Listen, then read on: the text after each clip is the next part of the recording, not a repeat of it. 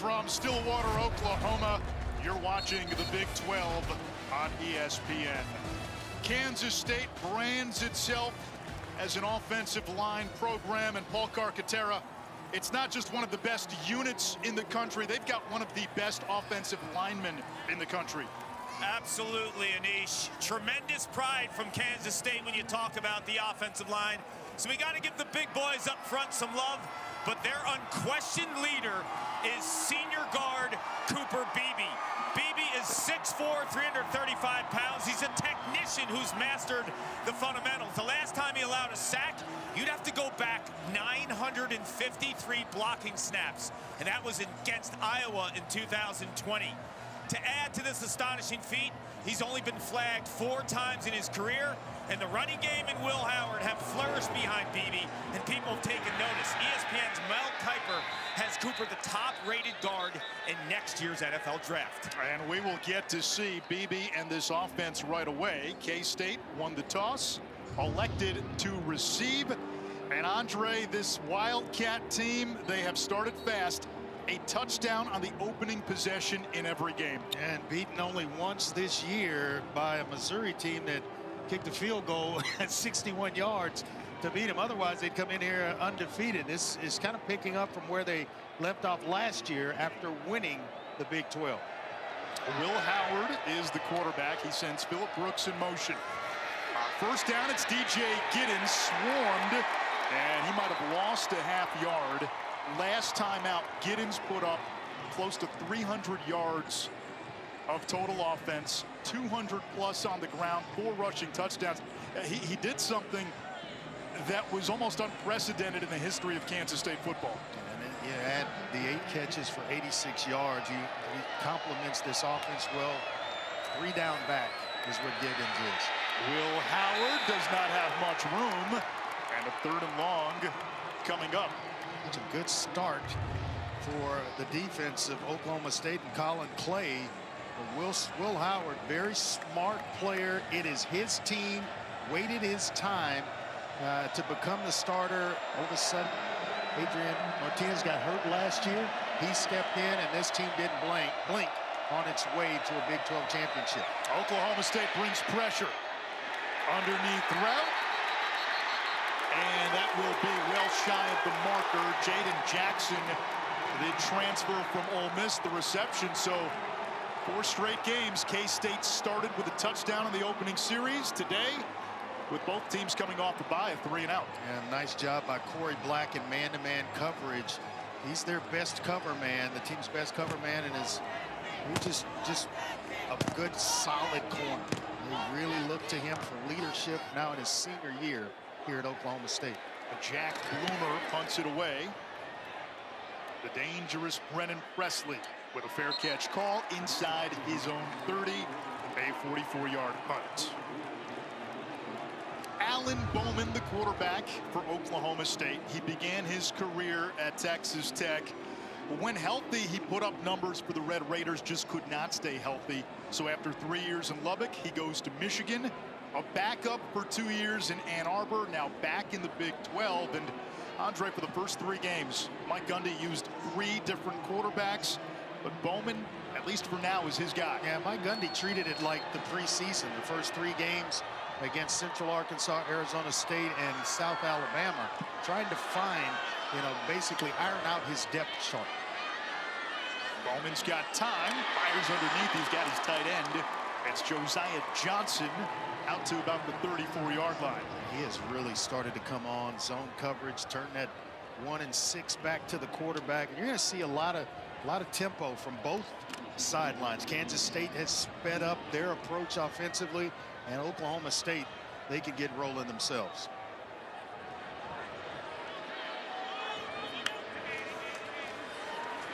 Bowman, little RPO. It's Johnson, the tight end again. Makes his way for a first down. Andre, both teams missing key pieces when Oklahoma State has the ball. The Cowboys without one of their best receivers, Dejon Stribling, the Wazoo transfer. Kansas State without a starting corner, no Jacob Parrish today. Yeah, and it kind of washes itself because both players are so important to their respective teams. They'll just have to, someone else will have to step up.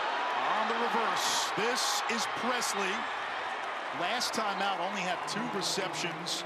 They want to get him about a dozen touches a game, and you can see why. Yeah, and he's usually their third down receiver. They love to go to him because he understands coverage, he understands how to get open, and he finishes. It comes back to Bowman.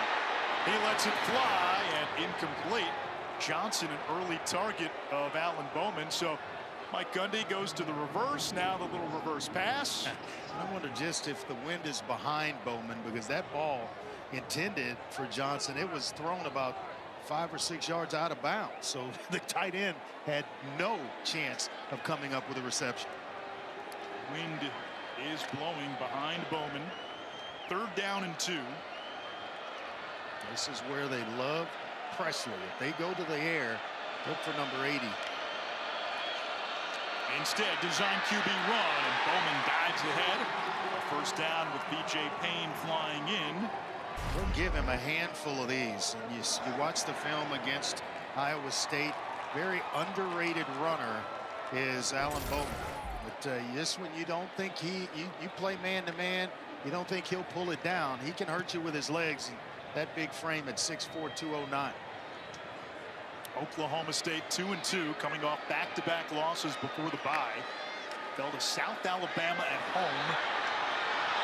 And then Iowa State on the road, and there's Bowman again showing off his legs, and he's out inside the 40. 2nd down and short. This is another shot opportunity for the Cowboys. He got a great block from Preston Wilson, working against Kobe Savage in the box, and if it weren't for the block of Wilson, he's going to get hit for no gain. It allowed him to turn up and pick up about 7, putting him in a short yardage situation here on 2nd down, where you can go up top if you need to. Wide receivers come tight to the line. Bowman's got time underneath and incomplete. Now, one of the things Mike Gundy talked about early in the week, he said so much for Oklahoma State starts up front. He said the last game that they played was the first time he thought they protected well enough to really open up the passing game. Yeah, he is, with all the changes in the game today, he is motivated more than ever now to take on a CEO type role in this program, because you got to manage the transfer portal. You got all this stuff now, NIL. 3rd down, there's Ollie Gordon. And he muscles ahead for a 1st down. Gordon coming off his best game of the season, 121 yards on the ground last time in the loss to Iowa State. And he added 4 catches to that game. So you're talking about a guy that is expanding his role. He's the team's leading rusher, now starting to catch the ball out of the backfield, equally as impressive. Kansas State showing blitz. Now they bring it. Bowman on the slant, completes to Bray, and an ankle tackle made by Keenan Garber, who's getting the start for Jacob Parrish. And he's going to have to really grow up in a hurry. They moved him over from wide receiver during the Big 12 championship game, or the preparation practices for that game, and he just left him there. Came to camp, had an excellent camp, and just kept rolling. He's, as you mentioned, stepping in for Parrish tonight. And they're gonna pick on him. They'll go at him at times during this game. It's his 1st career start at corner. Bowman on the slant, too high, wanted Presley in coverage. Marquise Siegel, the North Dakota State transfer. They can play him there as well at corner on the other side, along with Will Lee III. So they've got some depth there. It's just going to be tested as we get deeper and deeper into this game. One of the things Kansas State has done well defensively this year, get in the backfield. Yeah. Amongst the national leaders in TFLs and sacks. Well, they play that 3-3-5 themselves, and they can create a lot of exotic looks for an offensive line. On the ground, and Gordon is gobbled up, and on cue, K-State's first TFL. Austin Romaine, the true freshman, right in the middle of this K-State defense. He has played some impressive football. Came in at 6'2", about 235, added a few pounds, and he just sideline to sideline. The coaches love him. Still growing, but he has played solid football for them.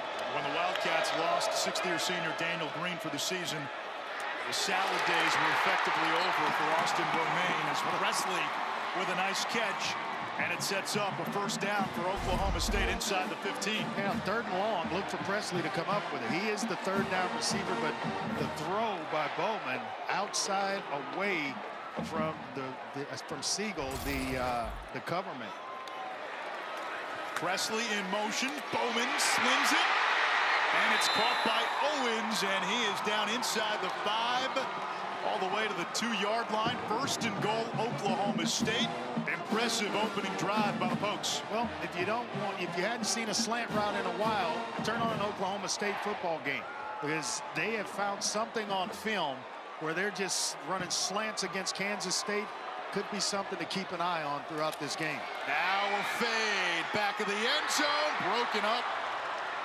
That was Garber. They picked on him again. 2nd and goal intended for Bray. I had a feeling Garber's gonna, he's celebrating that one, but he's gonna have to be ready the entire game, because he's gonna get a lot of receivers rolled over to his side and challenged throughout most of this game. There he answers that challenge. 3 tight ends into the game for Oklahoma State on what is the 15th play of this drive. We got Owens up top and nobody's Presley up top. And finally, there's a defensive back that goes out there. Gordon charging and in for the score.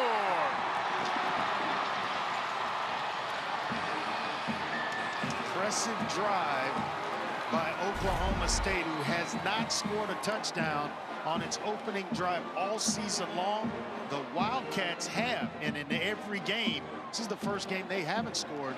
The first, though, Anish, that Oklahoma State has gotten into the end zone. You know, Susan, you can't predict football. You get a pattern or something rolling along, and then all of a sudden people start talking about it like, this kicker, he's never missed it. And then all of a sudden, what happens? He misses. Extra point attempt for Alex Hale. A perfect 10 of 10 on PATs this season. You never count a team out coming off a bye week. You got extra time to get some extra reps, get creative. And this is just flat out Oklahoma State and Mike Gundy, who wants to run the football a little bit more. And Andre, especially when you're a team with so many new faces, new pieces, still trying to find your identity. I thought it was a unique situation how he used the preseason, the first 3 games as the preseason to get guys in order. Who's going to be? How do I iron out the pecking order in my depth chart? 15 plays, 72 yards on the Cowboys' first drive of the game. Ollie Gordon stamps it with his 3rd rushing touchdown of the year.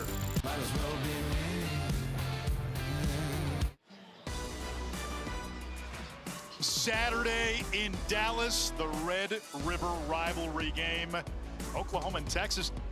This is the first time since 2011 when both teams are undefeated heading into the showdown. Who do you got, Andre? I got Texas in that one. I think they've been battle tested. Go ahead with a trip to Tuscaloosa and beating Alabama on the road. Oklahoma just really hadn't played anyone on that schedule that impresses me.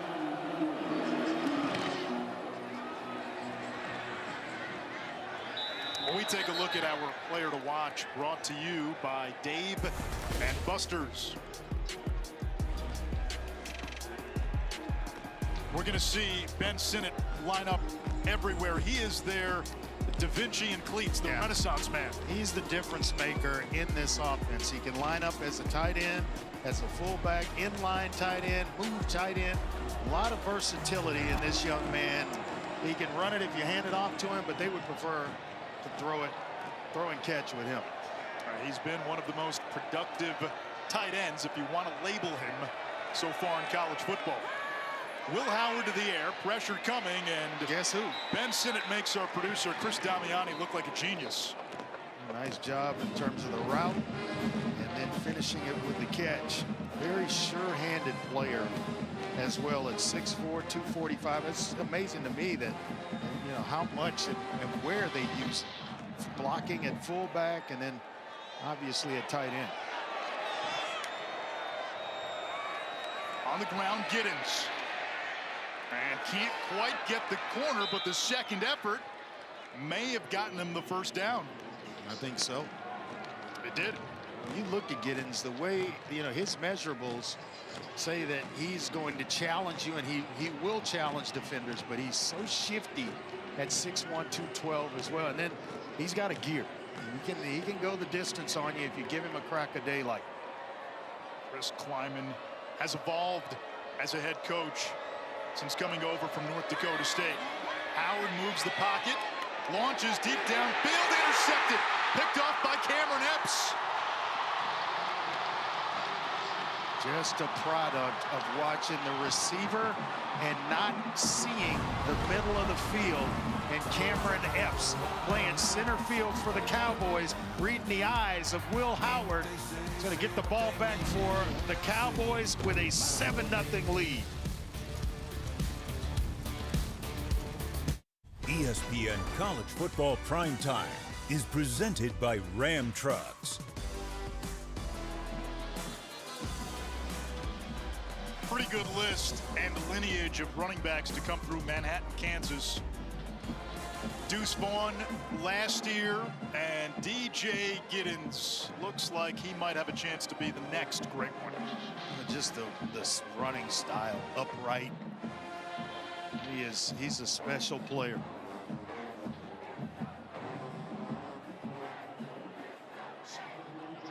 So after the interception, Oklahoma State takes over just inside its own 30. Looking as though they're getting ready to bring a blitz off the slot receiver Presley here. They do bring that nickel blitz. It's a run play, and that's Jaden Nixon spun down after a gain of about 5. Gentlemen, Oklahoma State wide receiver Brendan Presley told me this week there's been an adjustment, not in a bad way, playing with 3 quarterbacks. He said the timing of their throws, what they like to throw, how many steps they like when they drop back, and how the ball actually feels all play a factor. He told me, actually, Andre, I want to hear your thoughts on this. He knows who's throwing the ball, even if he had his eyes closed, just the way it feels when it hits his hands. Yeah, one guy may throw with touch, another one's throwing a fastball.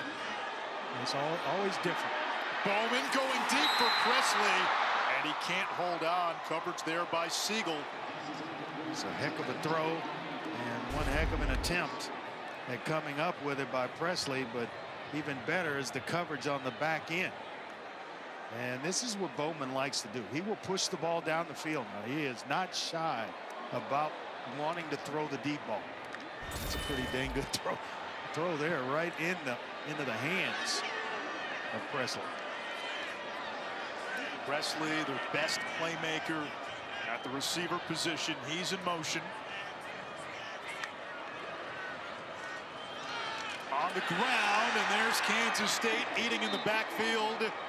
It'll bring up a 4th down. Desmond Purnell, the linebacker, got in there first. Yeah, nice job of reading, and then once it opened up, he just shot through the gap. And unaccounted for, it looked as though Preston Wilson may have missed a block on Purnell, and he made him pay. Wes Powell to punt it away, and Phillip Brooks, who has 4 career punt return touchdowns, waits at the 25. Fair catch called for and made at the 24. A 42-yard kick. K-State 3 and out and a turnover on their first 2 drives. Back at it.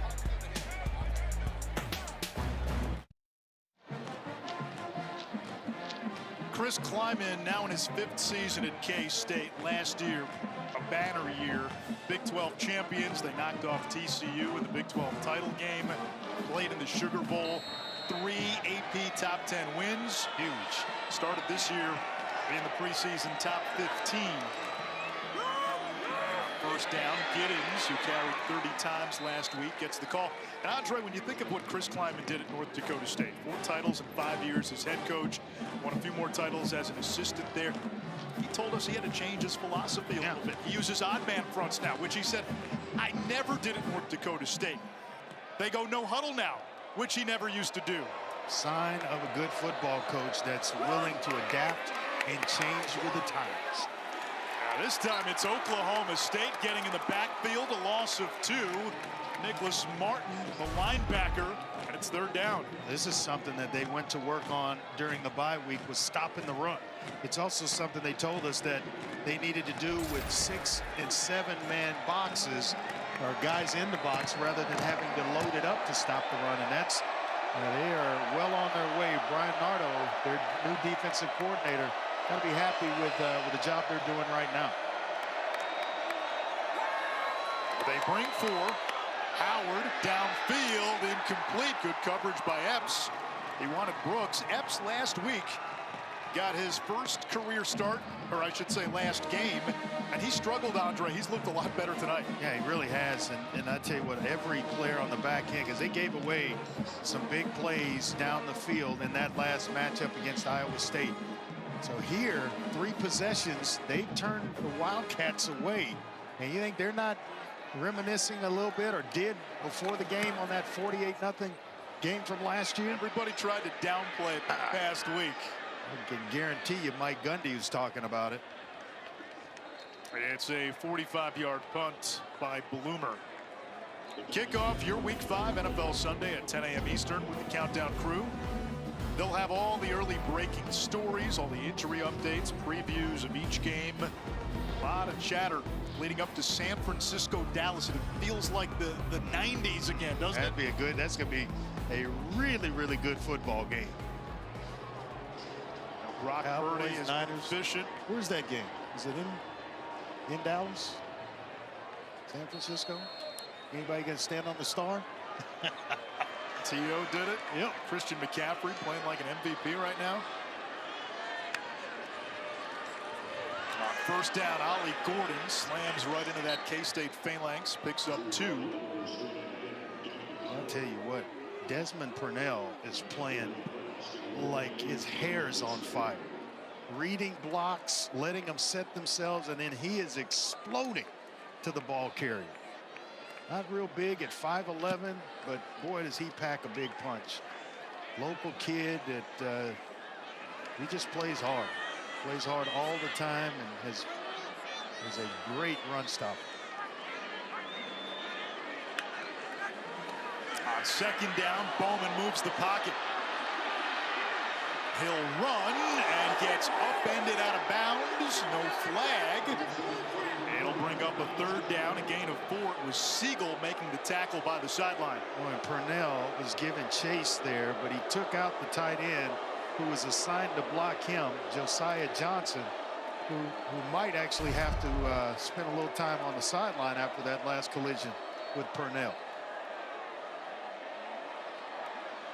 And when you think of Bowman's injury history, it gives you a pause. Let's bring in our rules analyst, Matt Austin. Matt, anything illegal or late from your end?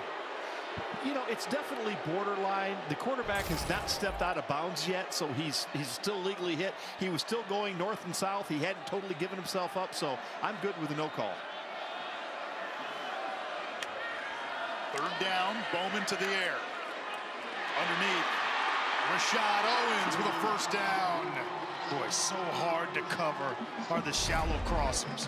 I mean, almost impossible to cover a guy across the field when he's crossing, because you're always going to be in trail technique. And if you have a quarterback that is accurate and keeps the ball in front of receivers, you can make a mint in terms of production. And when teams play the 3-3-5, you got to pick up those crosses and slants. They force you to work your way downfield. We've seen Oklahoma State do it once today. Ollie Gordon straight up the gut. Can they catch him? Almost Ollie Oxen free. Unbelievable block by Preston Wilson, and right guard just kind of closes that thing down and pulls around. I think it's Gordon with a vision. It's closed on the front side where Wilson kind of pulls that thing up, and it allows the backside cut. Now some tempo. They'll throw it back to Bowman. Tried to make the defender miss, and he is flung down at the 21, a gain of 4. Mott One of the DNs made the tackle. Mike Gundy and this offense have gotten into their bag of tricks a few times. Well, they have, and you're basically going to exert every option you have trying to win this football game. So trick plays, all of it's coming out here early from Mike Gundy and his bunch. Casey Dunn, the offensive coordinator. You get a bye week, Andre. Yeah. Get time to practice it. All that stuff, you see it against, other teams have used it against Kansas State, and it's worked. Guess what? It's going into, we're going to call it something, and it's going into the game plan. On second down, the give is to Gordon. And he runs right into resistance, only a yard. So third down coming up as we come up on less than a minute now here in this opening quarter. Palmer with the stop there, reserve linebacker in the game for Romaine. What, it's been an impressive first quarter by Oklahoma State. Taking the ball, the very first drive of the game, went right down the field and able to put it in the end zone. And here they are again, their third drive of the game, knocking on the door of the red zone. Seventh play of the drive, Wildcats show blitz. But for Presley here, third down, that's who they love to go to. They'll bring 6. Bowman running downfield and incomplete in the direction of Blaine Green. So fourth down, and Alex Hale will come on. And Bo Palmer with the pressure again, flushing Alan Bowman off his mark, and he was looking to go to Presley on a shallow cross. I mean, that's just tough to stop. Ask Colorado if shallow crossers are hard to stop. When they played Oregon, that's all they ran, yeah. Shallow cross. Especially if you've got guys like Presley. Hale in his career, 16 of 17 inside 40, high snap, but a flag comes in.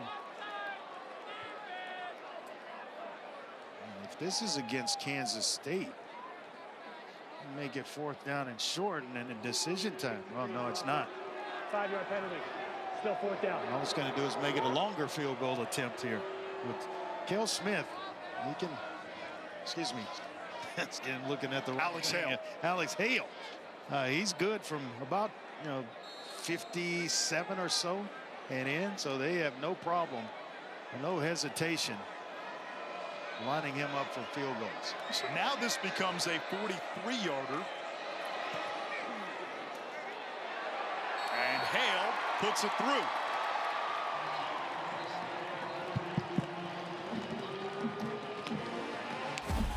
This season, for every field goal and extra point made by participating universities, All-State will make a contribution to the school's general scholarship fund.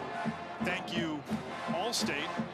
Kansas State has not won in Stillwater since 2017. Chris Kleiman has not won in Stillwater since becoming the Wildcats head coach.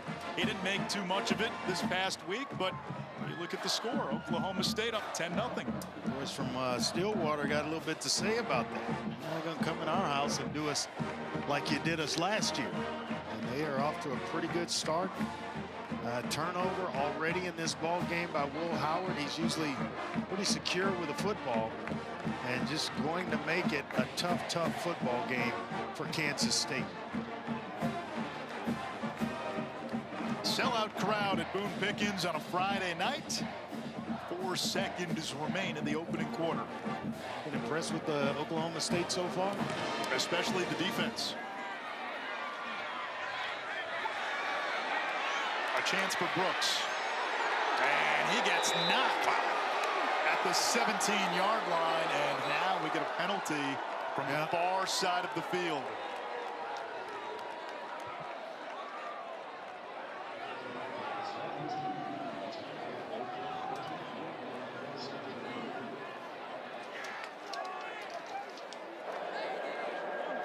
During the return, holding, number 15 of the return team.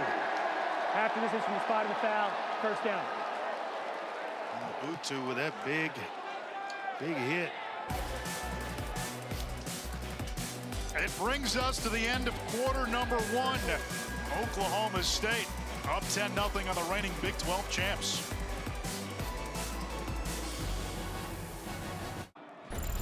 Coach, you told me this week you knew this would be a tough place to play on a Friday night. What's been the biggest challenge thus far? Well, the environment's great, but we got to be better at the line of scrimmage. That's the bottom line, and we talked about it. When we've played here, we haven't played as well at the line of scrimmage. We've got to increase that. We've got to get off the football, both sides of the ball, and then we got to tighten up our coverage. We're playing a little soft. Thank you, Coach. You bet. Well, they get 7 on first down. Trayshawn Ward, the Florida State transfer. He's now healthy, did not play in the last game, was a little banged up. And when you look at the opening quarter, count that first play, Oklahoma State more than 100 yards of total offense. And that one is complete. It's R.J. Garcia, the sophomore from Tampa, another player for Kansas State who had time to heal during the bye week. Yeah, and you know, he saw some time as a true freshman last year, but he has grown up, and now in his sophomore year, you get him in space, and that's where a guy like R.J. Garcia can really flourish. Short yardage situation here. Will Howard underneath. Expect quarterback sneak here to pick this up.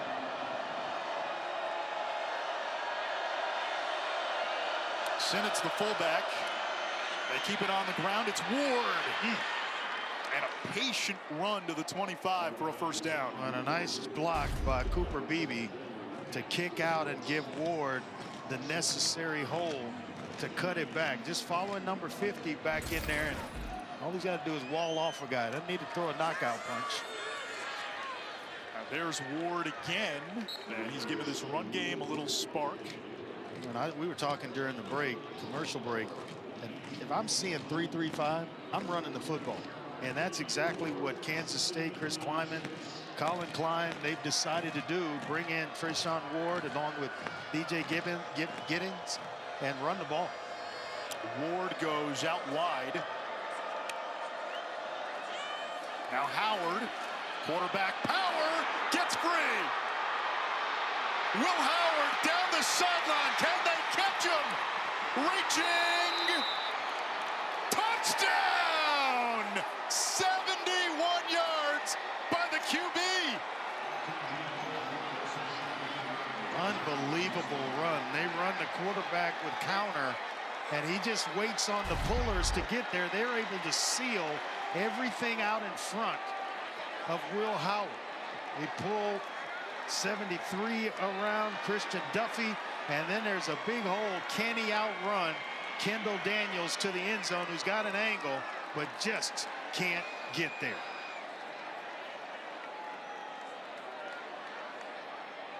He's reviewing this to see if he indeed he may be on the inch line. Every play in college football is reviewable. Matt Austin, our rules analyst, with us. And Matt, when that left arm goes down, we're looking at the football. Conclusive for you? Absolutely. I think his Really left on the knee, field left hip, left of the hand all touchdown. hit Under further with the review. ball about a foot short of the goal line. So I would expect this to be overturned and put it short. Matt, we're 2 for 2 in agreement. I agree with you again. I think it's going to be just shy. And I think when the arm and the elbow hits, the knee hits as well. So at that point, Anisha becomes, where's the football? And it's clearly, in my eyes, not touching the goal line. How about the run, though, of Will Howard? Okay, so you played the position. You ran wing T in high school. When you go for a long run like that, be honest, how many plays does it take after to get your hair back? It takes a while. It takes a while, which is why I hated trying to run the football. Because from a passing, especially from a passing offense, because you need to be settled in. You're breathing hard. Can't read defenses because you're so tired. And I think this one's going to come back to about just inside the 1 yard line. So when you After get to further college, review, the runner's arm was down at the 1/2 yard line of possession of the ball. First down for K-State, the 1/2 yard line. Oh, by the time I got to the University of Houston, I totally switched from wanting to run to just wanting to throw and not wanting to run. wait, so I don't have to do this anymore? Let me just give it to somebody else. Occasionally, though, when we got down inside the red zone, I didn't mind pulling it down then, but what Will Howard just did, no thank you. 70-yard run for Will Howard. had 125 rushing yards a few years ago against Oklahoma State. Howard, little tush push. No signal. I'm not sure he got there, so we'll bring up second down. Whatever you do and you're down in this end of the field, find number 50. He's going to get tremendous push. He's going to open up a hole for you. He's your best offensive lineman.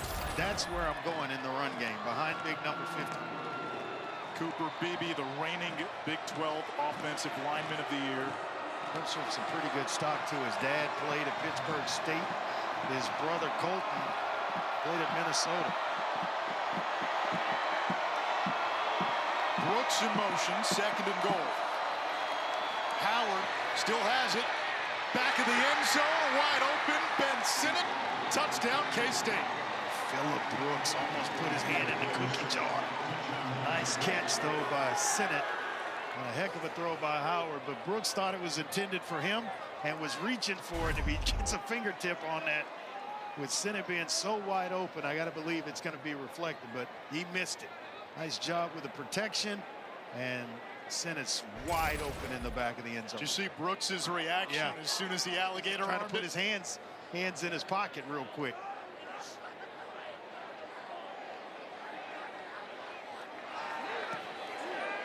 The extra point by Chris Tennant is good. Kansas State gets on the board.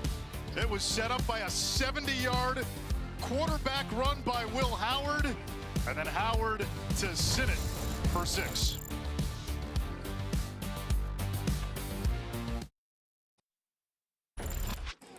Can you throw me a ball?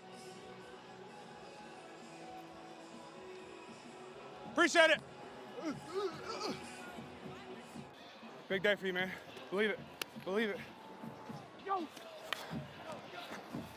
Hey, I love you, man. I love you. Hey, let's dominate this place. Dominate this place. Believe it. Believe it. Hey, like I told these guys, what we want tonight starts in our heads. Believe it. Start speaking and see it. Let's go. Attack on 3. 1, 2, 3. K-State center Hayden Gillum, and from freshman walk-on to 6th-year senior captain, he is one of 3 former walk-ons to currently serve as captain at K-State. Yeah, this program used to be, when Bill Snyder was here, junior college players, walk-on players, and he was able to build it and sustain it for a long period of time. So Hayden Gillum, one heck of a job in that drive for Kansas State. I guess the word this year in all of college football is believe.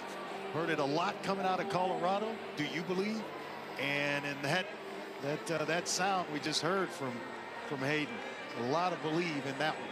If it was a Taylor Swift song, it would just tie the universe together at this point. Jaden Bray dropped it wide open, and he dropped it. Trying to run before you catch it, young man. Secure that baby first, and usually pretty sure-handed. Leads the team in terms of receptions and receiving yards. A good football player. Just let that one get away from him. Screen pass, Green. And he snakes his way out to the 35-yard line. He might have it. He's close to the first down mark. Heck of a high school program, Allen, Texas. And Kyler Murray went, the largest high school in the state of Texas. You get a lot of players to choose from at Allen High School. It is enough for a first down. The enrollment there's like over 6,000. They're the one, right? They've got the indoor facility. And they've got it all.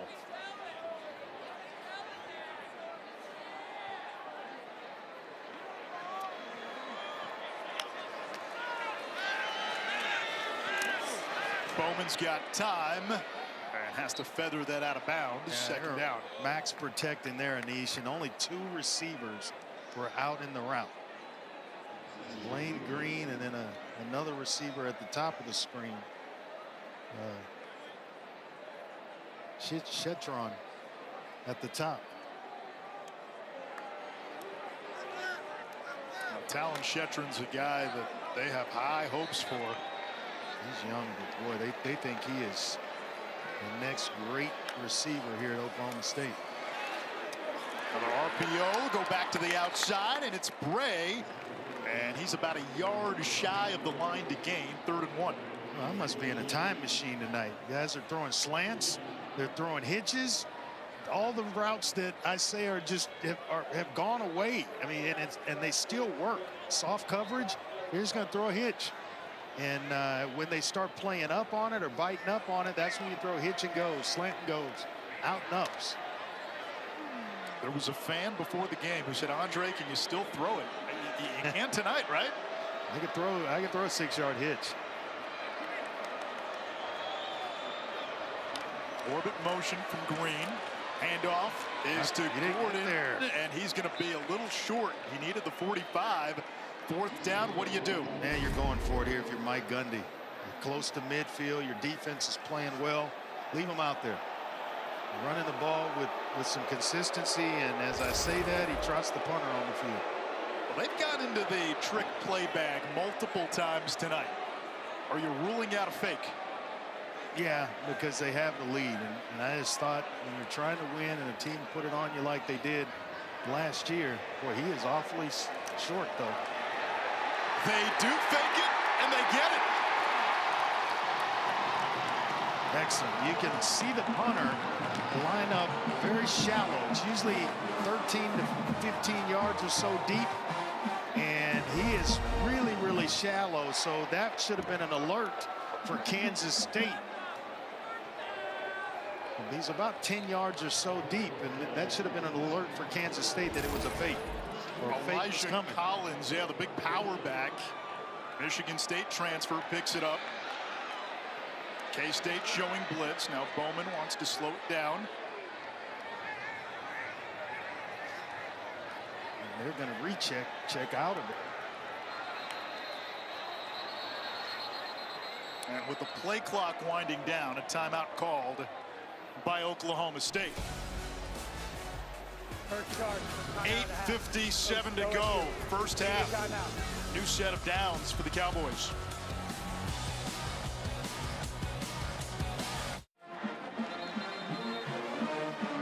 Our Friday night spotlight comes way of New South Wales, Australia. Cowboy kicker and former walk-on Alex Hale. Alex carries a 4.0 GPA in graduate school studying applied exercise science. His true love back home, though, was the ocean, often spending his days surfing and most notably wake skating. As a wake skater, he claimed the Under-19 World Championship in Abu Dhabi. Prior to his arrival in Stillwater, gentlemen, never played football. He was a soccer player growing up and loved to kick the ball just for fun with his dad, who was a rugby player. And here he is in Stillwater making plays. Yeah, he's got a field goal tonight. Jaden Nixon picking up 5. Can you surf or wake skate, Andre? Let me tell you this. This will answer your question. I'm in no body of water unless it has a cement bottom. So that will answer. No, I cannot surf. Preach into the choir. I don't long to surf. Not interested in surfing. That part of my life is over. Kark has seen me in the pool, and I have trouble staying afloat. Bowman, there's another deep slam. Here's Bray. Broken tackle. And he gets all the way inside the 5. They'll mark him out at the 2. Teach Bray to put that ball in his outside hand, but I'm nitpicking. It's one heck of a play by the youngster, the redshirt sophomore from Norman, Oklahoma. Was that slant, dropped one earlier, made up for it, and then now turns the next opportunity into a huge play for Oklahoma State. A gain of 45 for Bray, his longest catch of the season. And now 3 tight ends for Oklahoma State. Keep an eye on Preston. And Bowman wants a timeout. Second charge. Timeout of the hat. Oklahoma State. 30 seconds. We'll take 1, 2. First and goal, Pokes on the other side.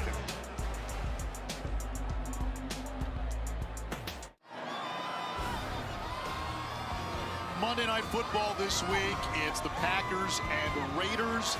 Jimmy Garoppolo has cleared concussion protocol, expected to start. Pack coming off a home loss to Detroit last time out. Oklahoma State knocking at the door. They've got a 1st and goal from the 2. Ollie Gordon is turned back. I'm telling you, this freshman can play. Austin Romaine can play. Not on my watch. I mean, and just sorting through everything, finding, and then you end up one-on-one with a pretty good ball carrier, and you win the battle. Romaine, a true freshman, stepping in with the season-ending injury to captain Daniel Green. Back to Gordon, hitting the backfield, and he is swarmed at the 5-yard line. So there's another TFL for K-State. It's 3rd and goal. Kansas State, hey, you got to find another way to get in this end zone, because it's not going to be on the ground. And Savage, one-on-one with a larger man in Gordon, and he's able to get him on the ground. Winning in the trenches. That's what Chris Klieman prides himself and his program on, not just the offensive line, but on the defensive side as well. Presley in motion. They give this to Gordon, and he won't get there. 4th down and goal, and I don't think you're close enough where you think about going for it. It's Savage again with the tackle. Well, you've unsuccessfully run it 3 times, and it's been the same result. Shy of the goal line. Actually gone backwards. So, and you think it's going to change just because it's 4th down? No, kick the field goal and take the points. You hold Oklahoma State to 3 here. That's a big momentum swing if you're Kansas State. After that catch and run by Jaden Bray. A 21-yard kick. It's blocked.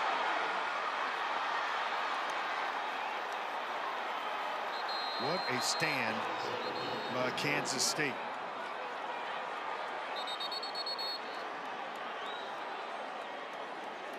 Marquise Siegel, the North Dakota State transfer, the former Bison with a Z, with the blocked kick. K-State with a goal line stand, and then a field goal block to keep Oklahoma State off the board. Yeah, Kansas State stepping up, and you're going to see Siegel come right off the corner, gets all of it. Kansas State with a ball and an opportunity to, at the very least, go down and tie this thing up.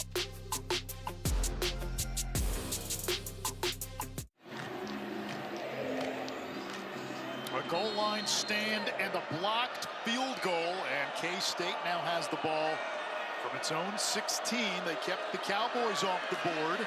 Giddens gets the call on 1st down, and he's forced down after a short pickup.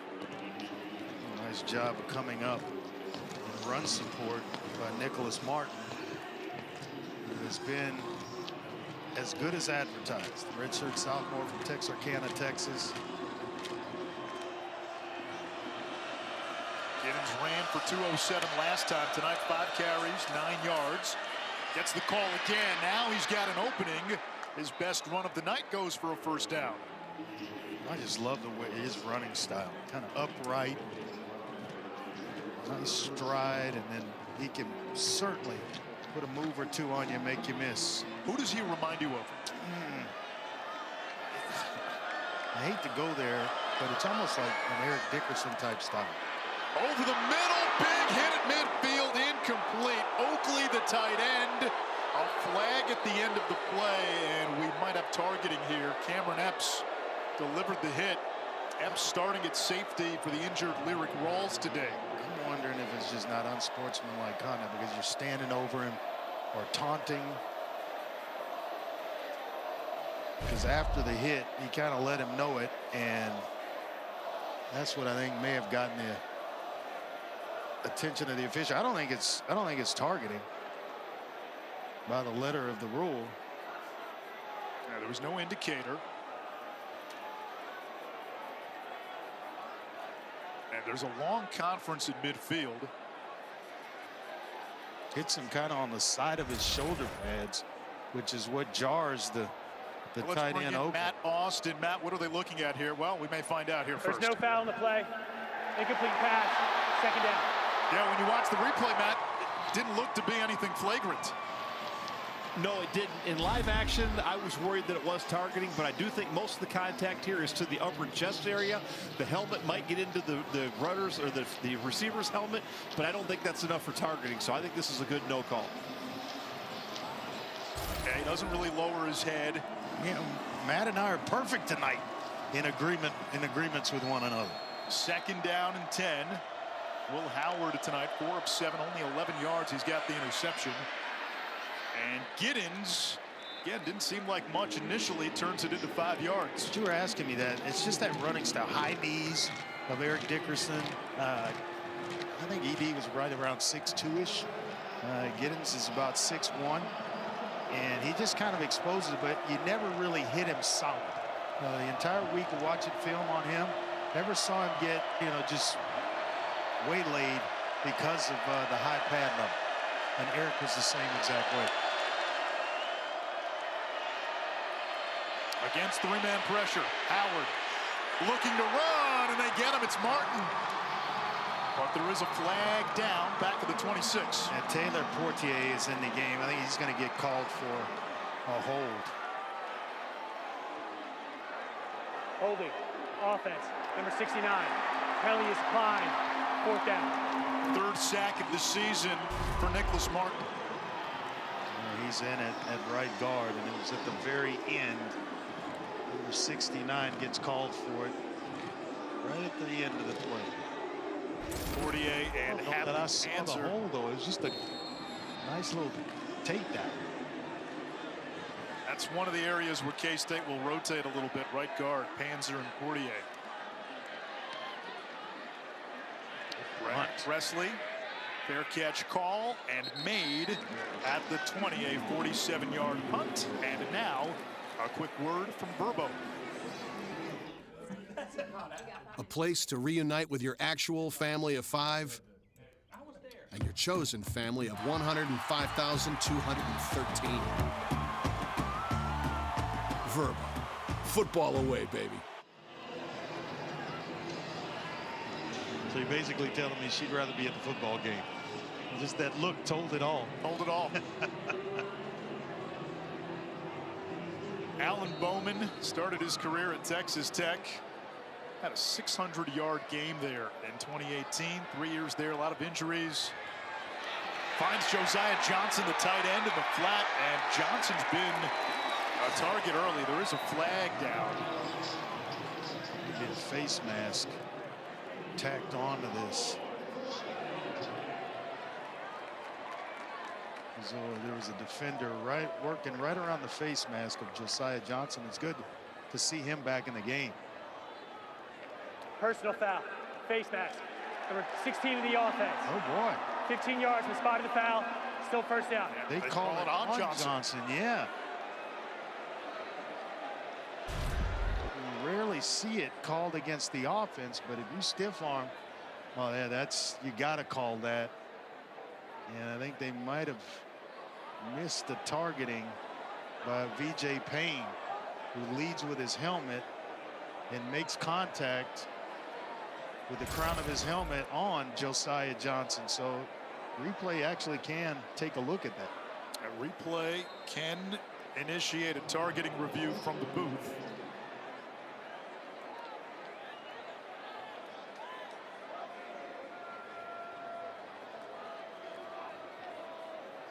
So that negates almost all of what was a 15-yard pickup.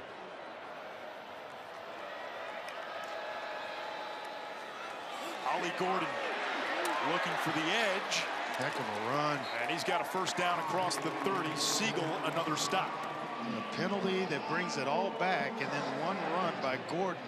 Excellent job as well by the offensive line, pulling around and in front of him to open up a nice hole on the edges. You got 3 minutes and change. Oklahoma State with 1 timeout.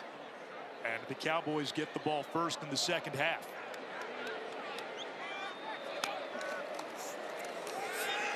Quick throw. Gray. And they have been living on plays like that all night. Hitches, slants, drags, relying on the run after catch. You've documented well, Parrish is out of the lineup, and so Garber's in, but playing soft coverage, and they're just taking what's in front of them right now. Bowman loads up, launches, completes to Owens. And Oklahoma State back inside the 15 of K-State, a gain of 45. Had his first touchdown catch of the season in their last game against Iowa State. And this one gets behind coverage. It's the throw that wins up over the top. A nice job by Rashad Owens, redshirt junior, bringing that baby in and then finishing down the field. The 3 catches for Owens, 1 off a career high, had 4 catches all season coming into the game. The 65 yards tonight is a career high. And that touchdown catch he had last week, it was the only catch he had in that game. 1 for 20 for a touchdown. 2 tight ends here in the game. Bowman toward the sideline, too high for Presley. We got a flag down here, which may be an ineligible player down the field. So it's going to be Dalton Cooper. Ineligible player downfield. Number 66 of the offense. 5-yard penalty. Still first down. This is an O-line that has had a chance to get healthy over the last few weeks. The center is the guy they call it on. I apologize to Dalton Cooper. Well, it's been impressive, the job that Oklahoma State's done here in the first half. 10-7 lead and threatening to score again here. They'll use a little wildcat here. And now a flag.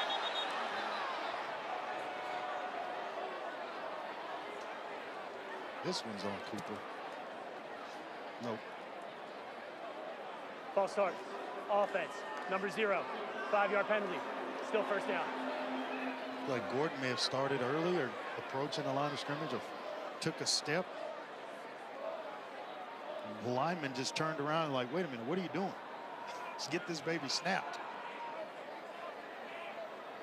And now they bring Bowman back in to take the shotgun snap. A double stack formation. Bowman will run and surrenders to the earth. I think this was a design quarterback draw. Let everything kind of work itself out. Let DBs backpedal and turn and go with receivers. And then the offensive line release down the field, which kind of is the indicator. And Bowman goes with him. But he stumbles. There's nothing there for him.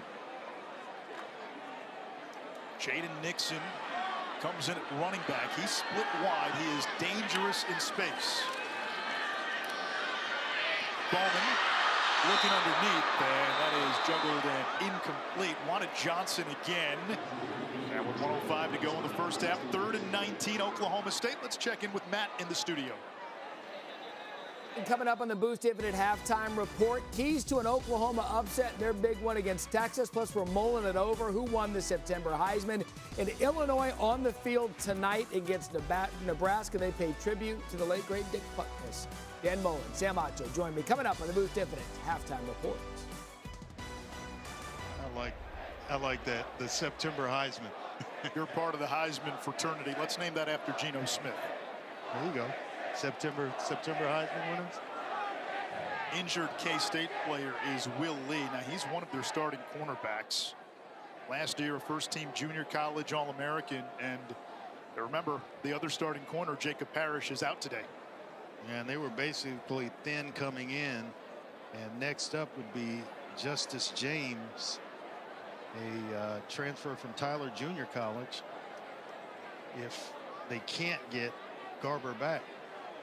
We were told you could see Siegel slide from safety to corner. Colby McAllister can play both corner and safety. Daniel Cobbs, another name potentially. And number 5 is Justice James. He's got the helmet on.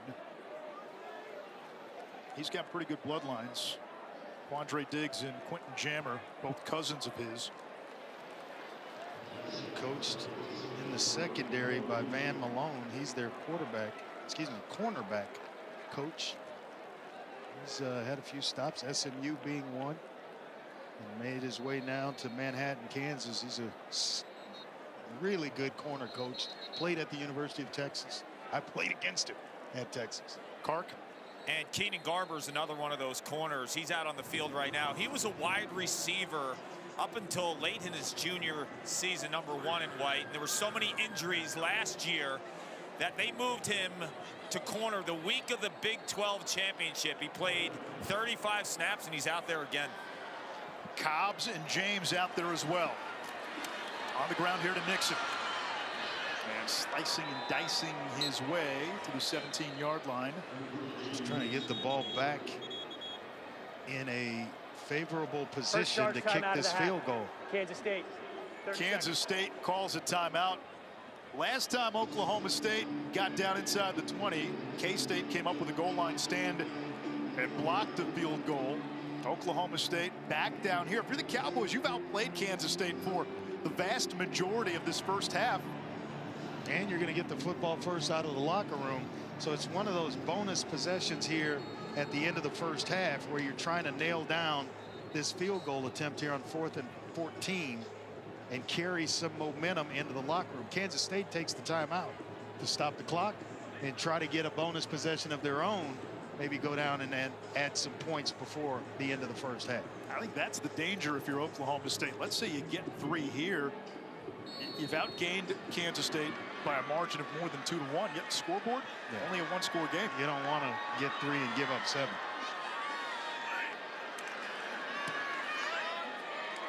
Hale from 34 puts it through. His second field goal of the night. It's 13-7, 55 seconds to go in the half. Kansas State with 2 timeouts. And now a quick word from Dr. Pepper.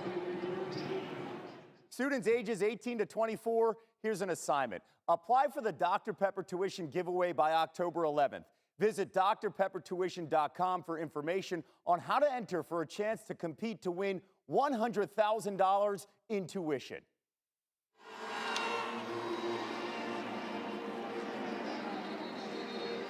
Well, Kansas State, it has not been a pretty first half offensively. They had the goal line stand. They got the blocked field goal. Otherwise, the margin would be a lot wider.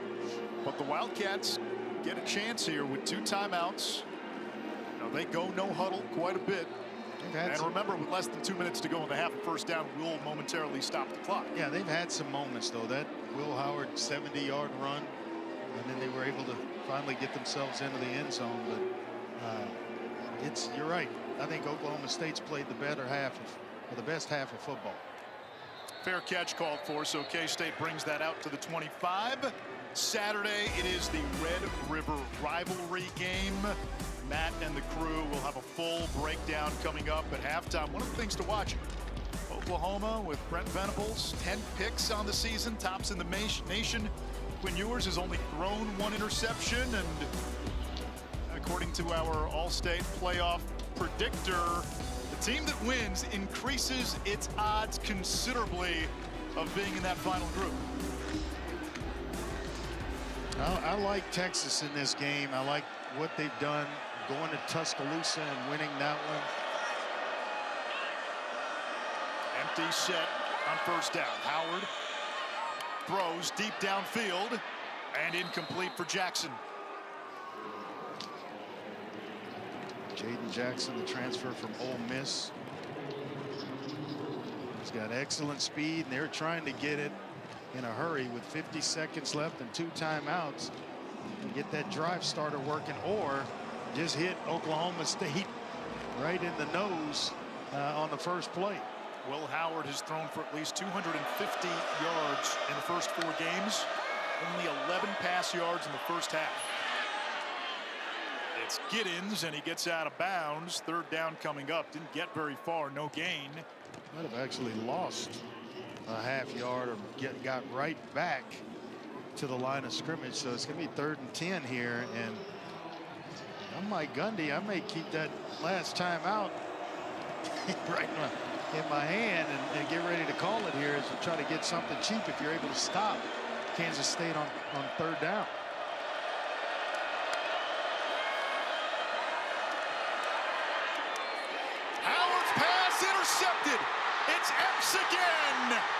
pick six.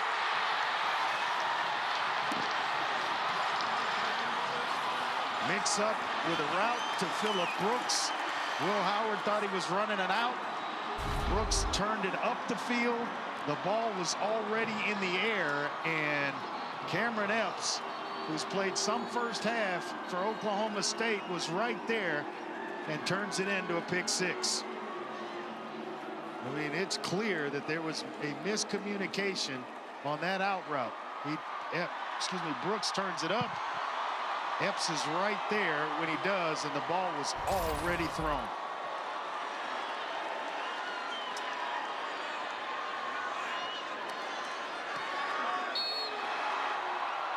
It's the second interception of the first half for Epps. Last week, or last game against Iowa State, he played 66 snaps. It was his first career start. If you watched the game he got picked on, he had his struggles. Second career interception, and both have happened tonight. So when we talked to Mike Gundy, he talked about the bye week and getting guys the reps they needed. You got a young player. You got extra time. You learn from that first start being thrown into the fire. No Lyric Rawls today. Epps comes in. Boy, has he played a big first half. And on the flip side of that, you got a lot of experience at quarterback in Will Howard. Yeah. Which is why Chris Kleiman, instead of just getting to the half, called the timeout before the field goal to save some time for his quarterback, thinking, hey, he's going to take care of the football. Usually he's pretty secure in doing that. Last thing you're thinking is that he's going to throw a pick six here before the half. Epps, the redshirt freshman from St. Louis. Howard, only 5 of 10 for 11 yards, a touchdown, 2 picks, and a sack in the first half. And this will be fair caught, so K-State will have it at the 25. You know, this week when we spoke to Brian Nardo, the DC at Oklahoma State, he said Cameron Epps, the redshirt freshman, had an amazing week of practice. 7 interceptions this week was his total.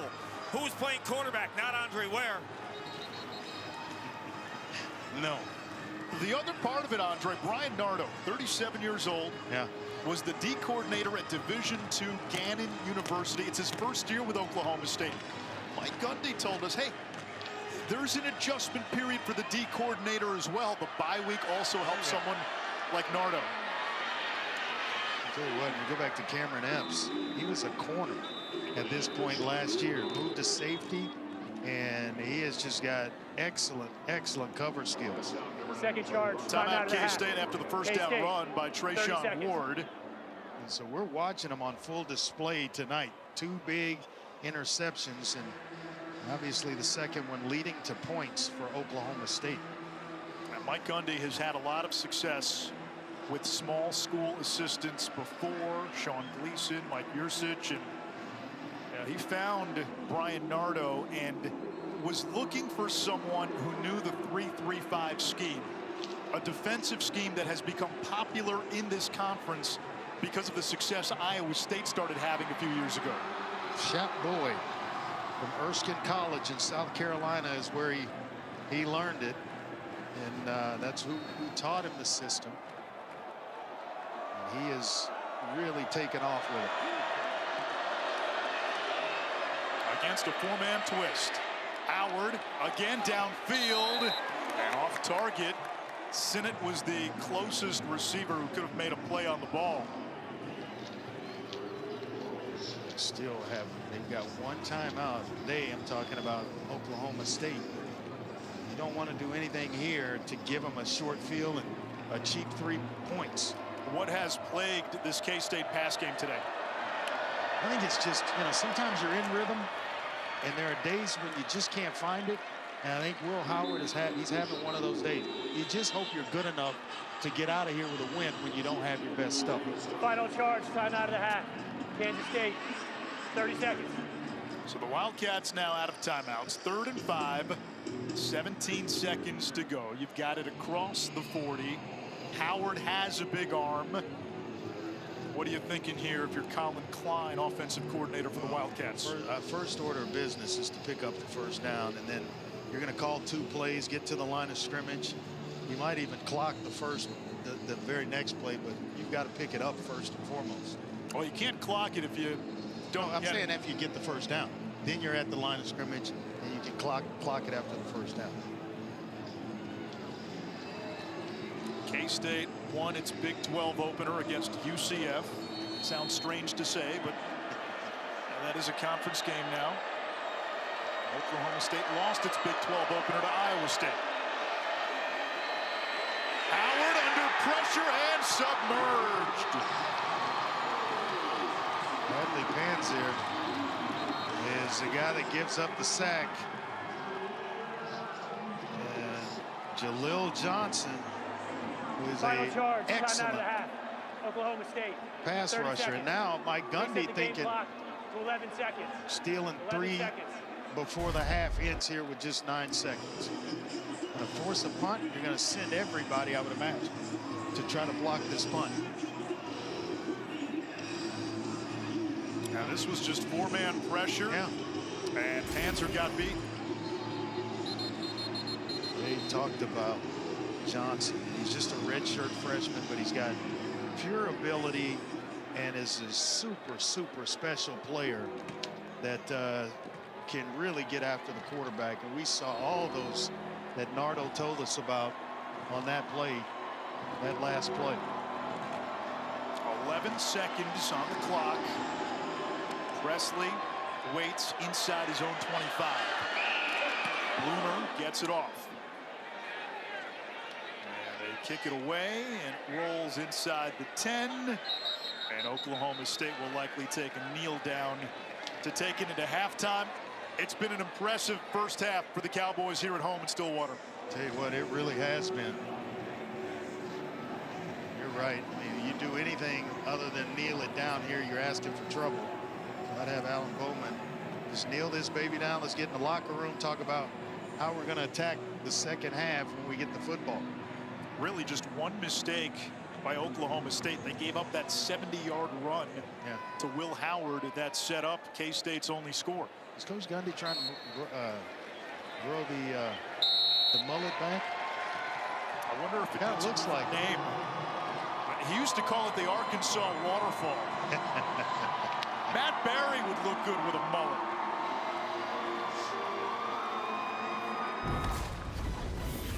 You know what, Anish? I would look amazing with a mullet in the Boost Infinite halftime report. Should we try it? You would not look good with a mullet. Oh, come on now. Hey. I don't know. The Gundy flow is amazing. The Gundy flow. His hair is flowing like the offense tonight. That hair is prolific. Well done. You used a topic, segued into a TV. Dan Mullen, Sam Acho, Matt Barry.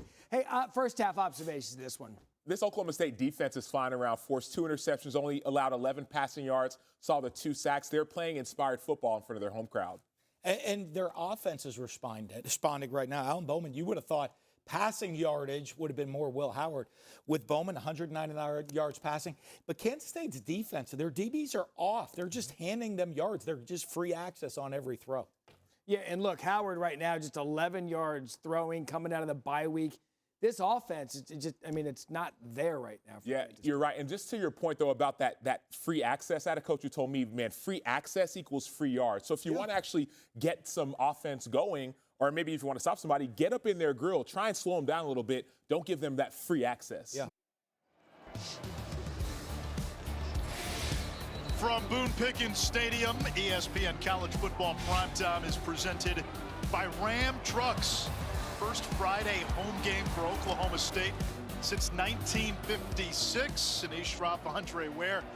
This Cowboys defense told the story in that first half. Yeah, they were dominant. 2 interceptions, 2 turnovers, 2 turnovers. They've only allowed 2 plays run on their end of the field. They've sacked the quarterback twice. I mean, it's one of those where it is just dominance in the first half. And I'm sure Coach Gundy was like, don't change anything. Keep playing exactly the same way. Oklahoma State will get the ball to begin the third quarter, and outside of 170-yard run by Kansas State, very little offensively for the Wildcats. Yeah, they've got to shore up some things, and they're not getting the football first. Obviously, Oklahoma State, and once they get it, though, they're going to have to make some changes and find a way to move the football. And a nice return to begin the half as we take a look at tonight's game flow, brought to you by Progressive. And you look at Oklahoma State and what they were able to do in the first half. Well, Gordon into the end zone, the very first drive of the game. Kansas State decided, hey, we're going to take some timeouts, try to save some time, but Epps makes him pay on the back end with his second interception of the first half. Alan Bowman, 199 yards passing in the opening half. Hands it off. Ollie Gordon, big hole. And rumbles close to midfield. First half stats brought to you by Cintas. Oklahoma State, close to 300 yards of total offense. Defense clicking on all cylinders, 11 passing yards for Kansas State. And you look at the last category, time of possession just dominated by Oklahoma State, and then the 2 interceptions by Cameron Epps has really been the difference. Out of the pistol, a high snap. There's Gordon, who had been averaging more than 5 yards per carry tonight, as we check in with Paul Carcaterra.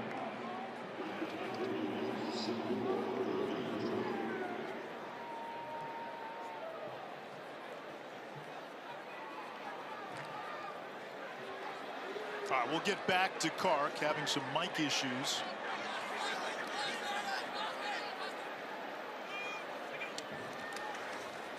Off play action. Up, they hand it off. And it's Gordon again. Right back to the line of scrimmage. Third down coming up.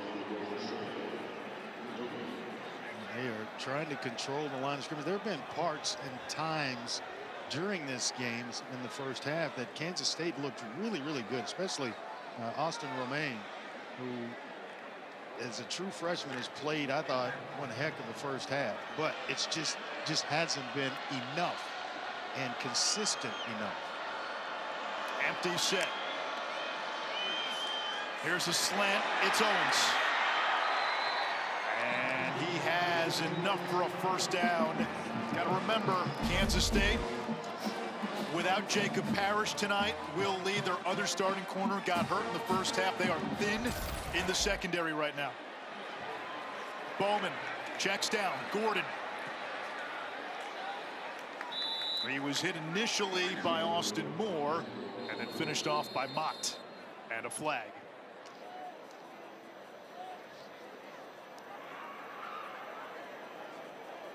Illegal substitution. 12 men on the field to snap. 5-yard penalty. Still first down. Can't stop them with 11, so they're trying to do it with 12. And it's been a clinic tonight in terms of the success that Oklahoma State's having on offense and Kansas State's lack of it on defense. But that last play, little tunnel screen here, and what makes the play is the ability of Rashad Owens to just get north and south right now. That's what got him the first down. You see so many receivers just sit there and try to throw moves. No, get up the field. Owens has stepped up with Stribling out, and there's another slant, but incomplete for Bray. Let's check in with Kark. Well, you thought you didn't have to deal with me with the rest of the night, Anish, but too bad. Well, anyway, Mike Gundy told me he knew this game would be won in the trenches, and he loves his team's physicality in the first half. He said the run game was good, not great, but with that in mind, they still had opportunities in the play-action pass, and defensively what stood out was the tackling and holding that Kansas State offense, specifically the pass game, to 11 yards, winning the leverage game. Well, that's a word that both coaches used in describing what's needed to win, was being physical. Good coverage downfield, and Bowman has to throw it away. And they both talked about, Chris Kleiman and Mike Gundy, that, hey, whoever the more physical team is at the end of the night would be the team that wins the football game. And think of that statement 5-6 years ago in this conference. No, you didn't say that at all. If you've watched Big 12 football, you've seen the influx of defensive coaches and coaches like Gundy, who have now embraced that defensive component. The DNA of this league has changed. It has tremendously. Bowman lets it fly. Wants Owens juggling. He can't hold on. Oh, I think it surprised Owens that it was on the money and it actually hit his hands. He was looking to throw him up at the last second, but just could not do it. Excellent coverage on the outside, but he still gets there. Should have been a catch. Now, a lot of contact there with Garber. And Savage came in at the end. And now Hale will attempt a long field goal. This will be a 53-yarder. Hit one against Iowa State a couple of weeks ago from this distance. It would match a career high.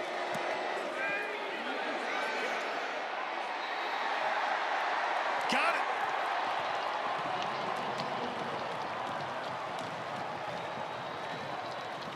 Excellent job with the snap, the hold, and the ball just stayed in the air for Alex Hale forever, right through Oklahoma State, extending their lead to 23-7.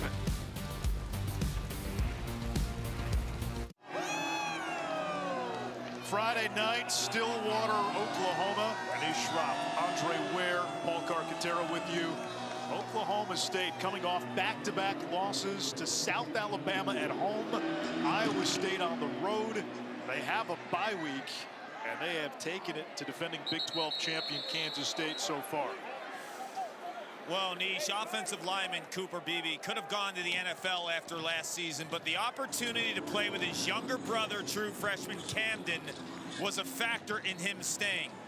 Also, this past spring, instead of getting ready for the NFL Combine and pro team workouts, he was a student teacher in a local high school teaching American history. 6'4", 335 pounds, will have some command of the room, I would say.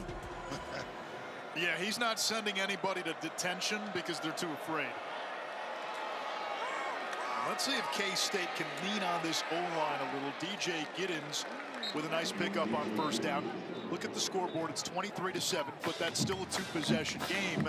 You don't have to abandon the run, do you? No, you don't have to shake loose of your game plan quite yet, but you need to start putting points on the board here. Howard trying to squeeze it in to Sinnott.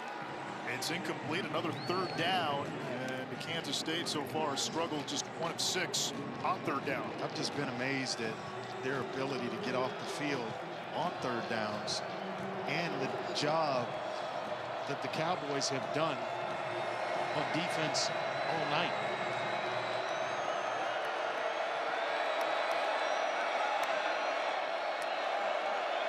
Brooks in motion. He gets it on the jet sweep.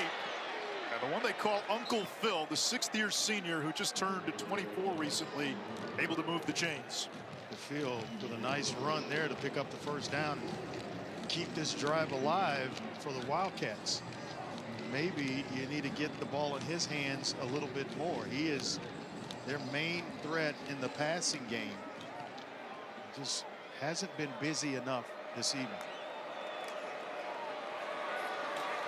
Giddens out across the 40. Brooks is one of 2 active FBS players with 1,000 receiving yards, 800 kick return yards, and 600 punt return yards. The other, Smoke Harris for Louisiana Tech. Aiton White is believed to have played more games in a Kansas State uniform than any other player. This is 58th game. Here comes Giddens, bouncing to the outside and into Oklahoma State territory, bumped out by Martin. Well, that hold kind of resembled what he ran through against UCF a few weeks ago. He hadn't had a whole lot of room in which to run, but you can feel that he's starting to heat up a little bit. This offensive line starting to heat up themselves. He had 200-plus yards on 30 carries in the game against UCF. Howard's got time. He's got an open receiver. It's Sinnott, who powers inside the 20. The big tight end has the only touchdown of the game for Kansas State, picking up 29. Well, he really understands coverages. And when you play zone coverage against Kansas State and a guy like Sinnott, he will make you pay because he's going to find the little spots to get open in. And 4 receivers bunched to the boundary and then navigating the sideline. It's Giddens walking the tightrope. What? That's pretty sweet with the feet right there. Make a miss, little drive by, and then get it started again. Same formation again with the 4 receiver stack to the boundary. Howard throws to the field and incomplete. Wanted Jackson and gets the flag. I think it's going to be on McKinney, DJ McKinney in coverage there. Maybe grabbed a hole of Jackson a little bit early. And they made it look like quarterback counter, and that was the play that Will Howard took off on and ran for 70 yards, but then he stopped, pulled up, and tried to hit Jackson on a slant route. When you flood the short side of the field, what does that do to a defense? Eligible player downfield, number 50.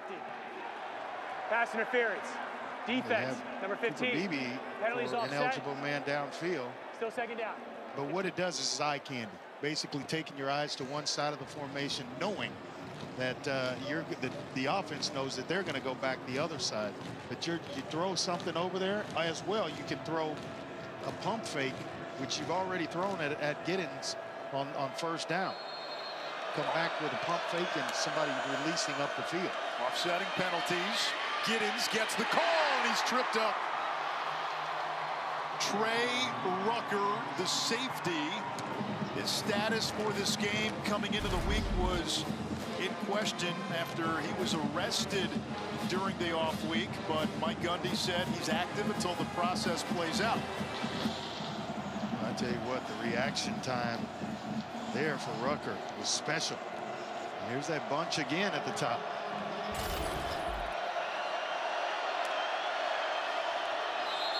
Flags down.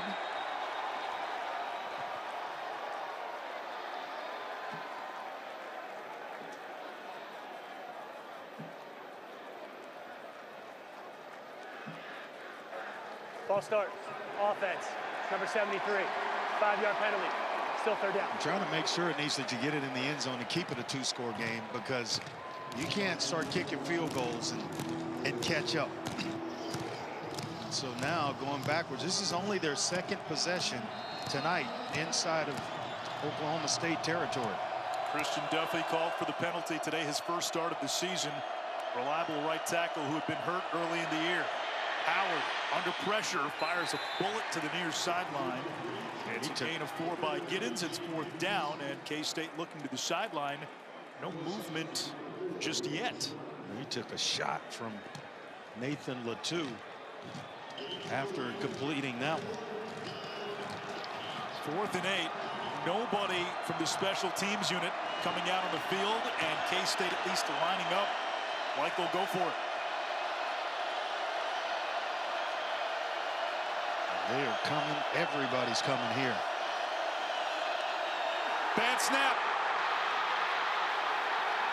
Oklahoma State football. Kansas State turns it over on downs. Rough night for Hayden Gillum. A couple of penalties and then a bad snap from the center. And Oklahoma State having all things go their way, up 23-7. Oh my, pandemonium is showtime. It is the Big 12 on ESPN, and Big 12 now on ESPN Plus, a must-have for Big 12 fans. More than 500 live games, exclusive content, original shows, 11 men's and women's sports highlighted, select conference tournament events as well. If you're a Big 12 fan, you got to have it. Sign up today at ESPNplus.com/Big12 now. Chris Kleiman, 4th and 8, electing to go for it. Still a lot of time left instead of kicking the field goal and taking the point. Yeah, it's tough because if you stop them, you got them pinned down in the 15-yard line or so. And now Ollie Gordon breaks one. And he picks up about 15 on the play. But he has been big for this running game of Oklahoma State. Dalton Cooper with a nice block to open things up for Gordon. He's washing everything down inside, and there goes Gordon into the open field. Andre, that's probably about 3 times tonight where he has had a chasm to run through. Yeah, I mean, you could literally drive a truck through that hole. Even your truck? Even mine. Gordon the other way, stiff arm. Down the sideline, staying in bounds, and he gets close to the 10-yard line. Ollie Gordon north of 100 yards for the third time this season. What an effort by Ollie Gordon. Here, a nice job again by Dalton Cooper opening things up along the left side. And then it's just grit and determination from Ollie Gordon, making guys miss, keeping his balance, challenging defenders. What a play. Oh, hang on.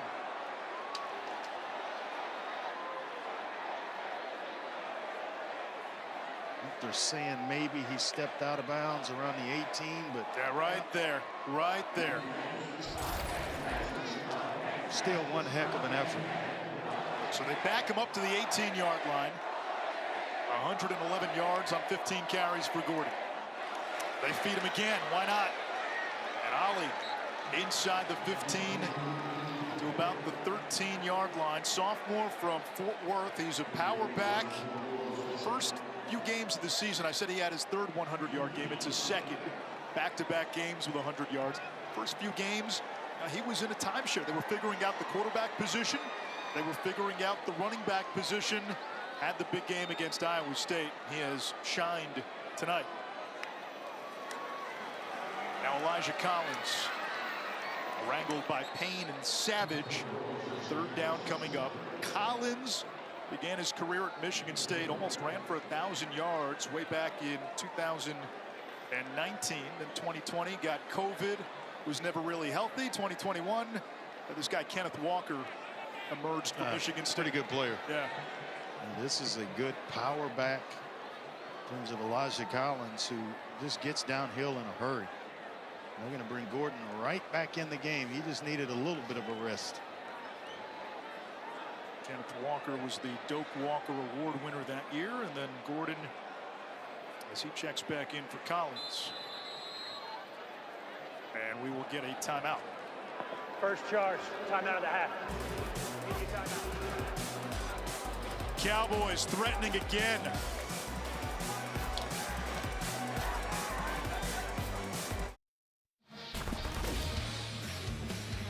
Tonight's player spotlight is brought to you by Cracker Barrel. Ollie Gordon now has put together back-to-back 100-yard rushing games. He's done one heck of a job tonight in terms of controlling things on the ground and with the offensive line. You got to credit them. Whenever he's doing his thing, you know it's happening up front, because we called Dalton Cooper's name a bunch in the second half.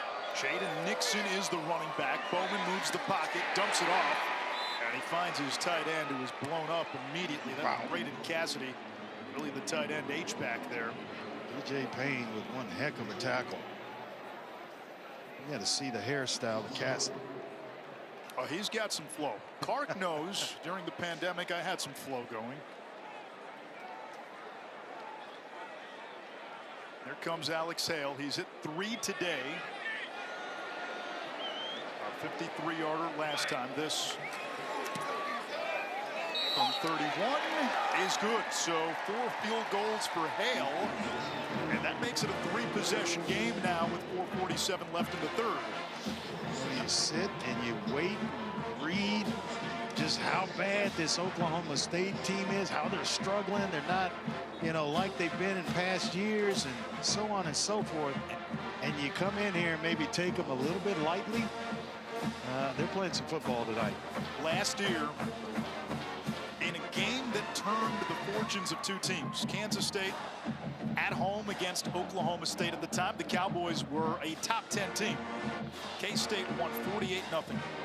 Worst loss of Mike Gundy's head coaching tenure in Stillwater.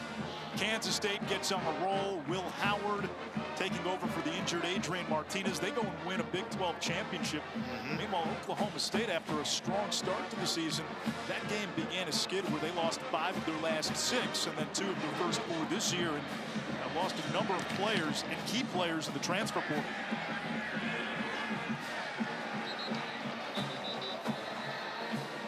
Kick goes out of bounds.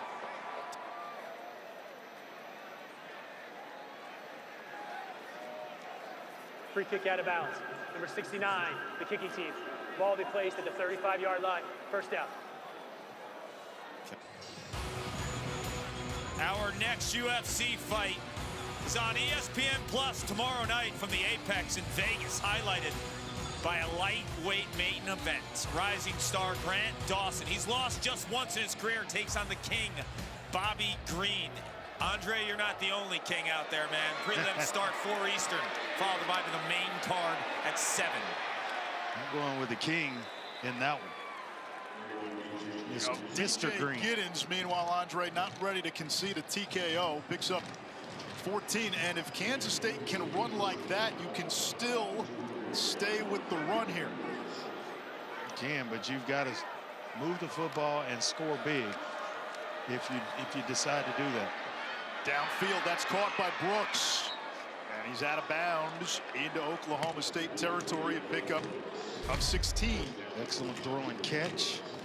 Will Howard to Phillip Brooks. I mentioned it earlier, he is their main target as a receiver. You just need to get him a little more involved in the passing game tonight. That was his first catch of the night. He's 5th all time in career receptions at K-State. Giddens up the gut, met by Martin after a pickup of 2. Giddens has that ball a little bit loose, carrying it loosely away from his body. You get in a crowded area, that second hand needs to go over it to keep guys from poking at it or a helmet landing on it and the ball squirting free.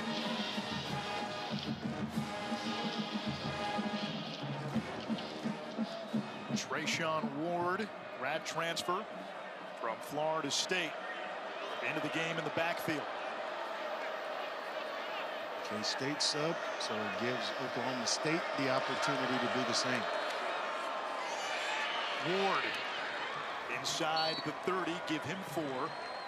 Ward began his career with the Seminoles as a walk-on, a non-scholarship player for his first 2 seasons in Tallahassee, and then over his last 2 seasons put up 1,100+ yards and 11 touchdowns. He seems to have a burst. I'll try to get him the football out in space, some screens and a swing pass, maybe an angle route, but get him the ball on the move out in space. Brooks with the motion, the give is to Ward. He's got a first down for Kansas State.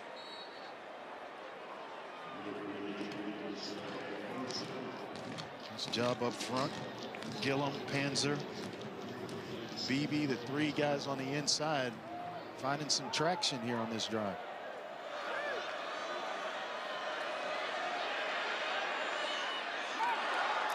Incomplete. Wanted Swanson, the tight end.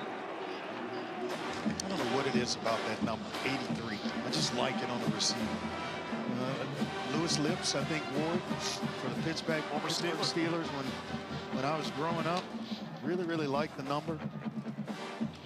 Patrick Cooper, Ward when I was at the University of Houston.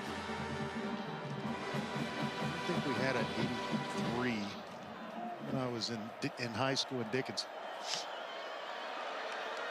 You didn't throw it much anyway, though, right? I would think about it. No, not hardly at all in high school. There's Brooks. That's what Mike Gundy talked about, tackling in space. And there is Epps, who has been superb tonight. Had 10 tackles a week ago. I think it's fair to say he's had a better ball game tonight. Maybe not in the tackling department. That was a big tackle in the open field, but certainly with the 2 turnovers and House in one of them. Epps preventing a first down, so it's 3rd and 1. 2 tight ends into the game. Brooks now motions. Howard keeps it. Tripped up by Rucker. And is going to be, let's see where they spot this. And they're saying 4th down. It's going to be a little short. Just shy of it. Yeah, it looks like Brooks missed his assignment blocking. If Brooks gets a block there on Rucker, then Howard has the first down easily. He got caught just kind of catnapping and watching. Now this could be the ball game here. 4th down. A minute to go. 3rd quarter. Coming behind Beebe. Ward moves the chains. Well, when you get down into crunch time you know they're going left with Cooper Beebe, their best offensive lineman, interior lineman, that's for sure. So you need a yard, a half yard, that's where you're going.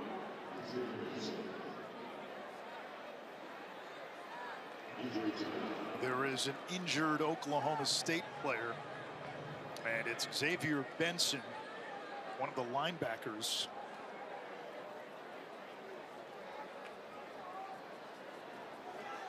Cowboys today without Lyric Rawls on defense. Offensively, no Dejon Stribling, but it hasn't really impacted their pass game a whole lot. And I know Brian Nardo, Anish, is hoping that Xavier Benson can get himself back in the game because he is one of their best blitzers. They love to bring him in pressure situations. He's one of 2 defensive players to start every game last season. He started every one of them this year.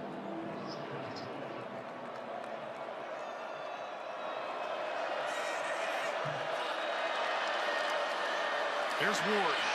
Big hole, bounces to the outside. Touchdown, K-State. Oh, and the move that he threw on Cameron Epps, who's had an outstanding game, but he just could not stay with Treshaun Ward. One heck of a move, got him to bite on an inside move, and just the speed to get lateral and then right up the field is just too much for Cameron Epps.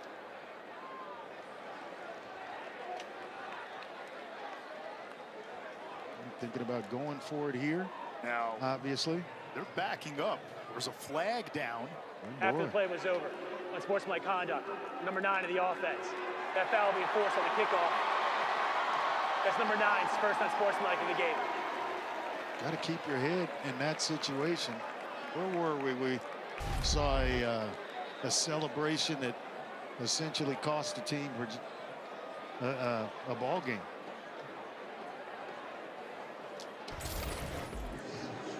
I was at Virginia a couple weeks ago.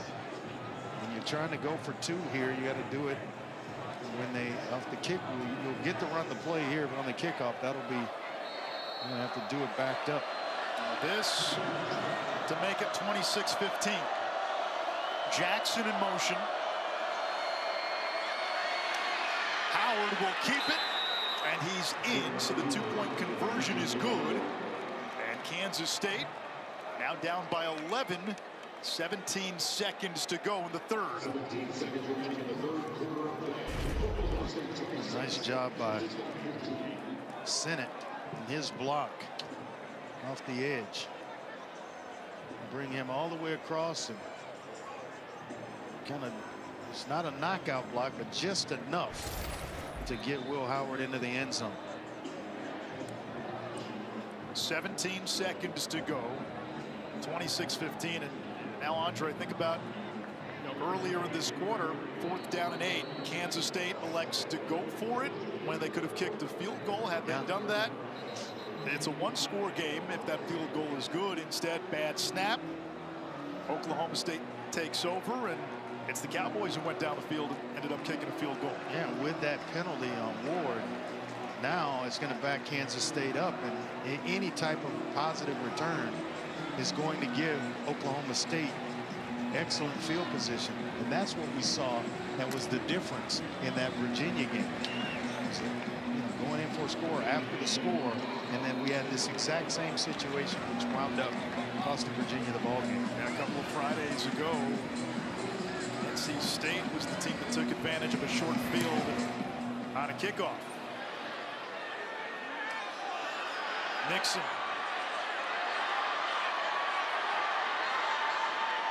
To about the 40-yard line. Ollie Gordon, 16 carries for $116 today, averaging better than 7 a pop. Yeah, he has been magical for this Oklahoma State rushing attack. First opening drive, got him into the end zone, and then he's been running wild ever since. Big gaping holes, both sides of the offensive line, doing their job to open things up for Ollie Gordon. Well, he has just been magical, and that probably was his best run of the evening. That last highlight. Jaden Nixon comes into the game at running back. And Nixon gets the call. Cannot wiggle out of the backfield. It's a loss of a yard. And that will take us into the fourth quarter. Oklahoma State looking to get its first conference win of the season. Kansas State looking to win in Stillwater for the first time in the Chris Kleiman era.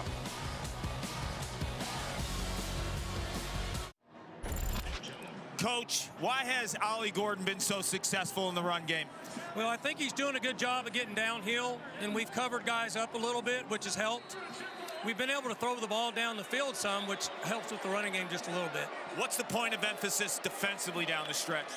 Well, we've got to try to get to the quarterback a little bit, and then they're doing a good job on the down blocking schemes and pulling.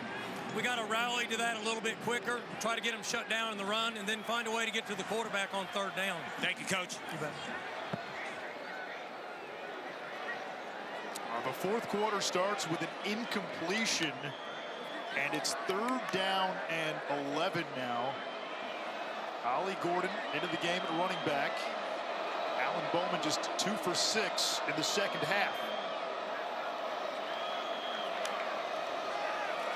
Wildcats bring 4. Bowman over the middle. He's got Presley, and he cyclones to the 45-yard line, well shy of the marker, so fourth down. Is that the answer to the shallow cross? A little zone coverage and dropping out on each side of the tackle box, because essentially the receivers come right to the zone defender. And nice job there by Kansas State. You saw that they wanted to go to Presley on the shallow cross again. They've been successful with it all night. The dangerous Phillip Brooks awaits the West Powell punt.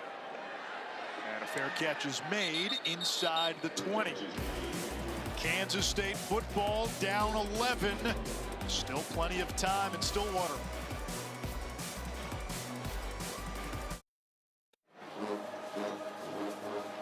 College football primetime presented by Ram Trucks. Kansas State takes over inside its own 20, down by 11. One of the big plays in this game was the Cameron Epps interception. His second pick was a pick 6, and it came right before halftime.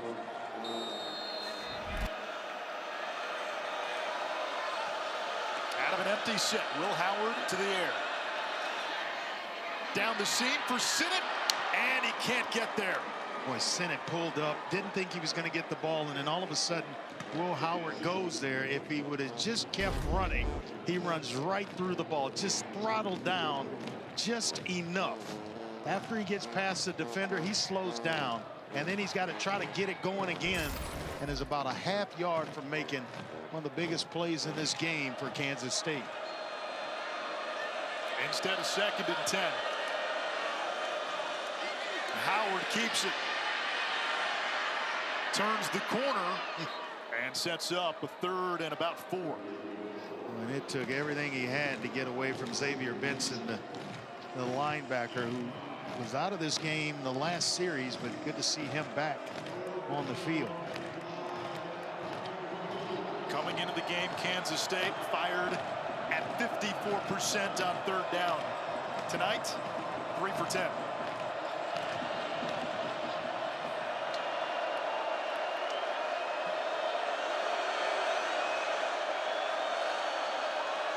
On the fly sweep, Brooks did not get the blocking on the perimeter, and it's 4th down.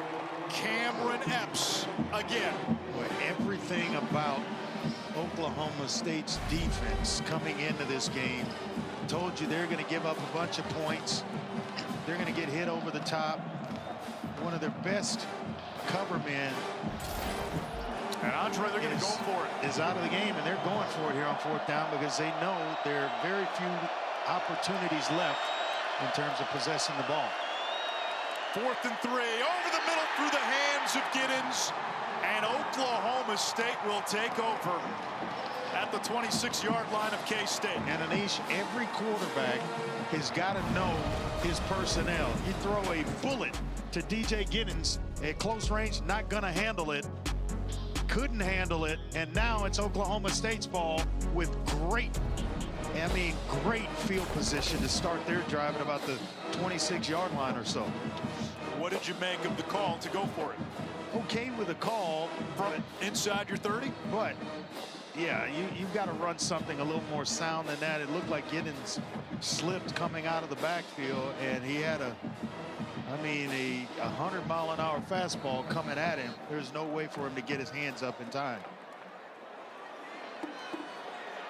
You wonder, does Chris Kleiman believe that this defense can keep Oklahoma State out of the end zone? They've got 4 field goals, only 1 offensive touchdown, but Ollie Gordon gets all the way to the 11-yard line, picking up 15 more. He's over $130 on the ground. Boy, he right in line with some backs that have played here at Oklahoma State. He's having one heck of a night. They've just produced running back after running back. Just the skill position players that have come out of this school is amazing. And he is right in line to do something special with just being a sophomore. Mike Gundy played with a couple of them. You played with one of them. Played against a couple of them, too. Bowman to the end zone, wants Bray, back shoulder. Incomplete, no flag.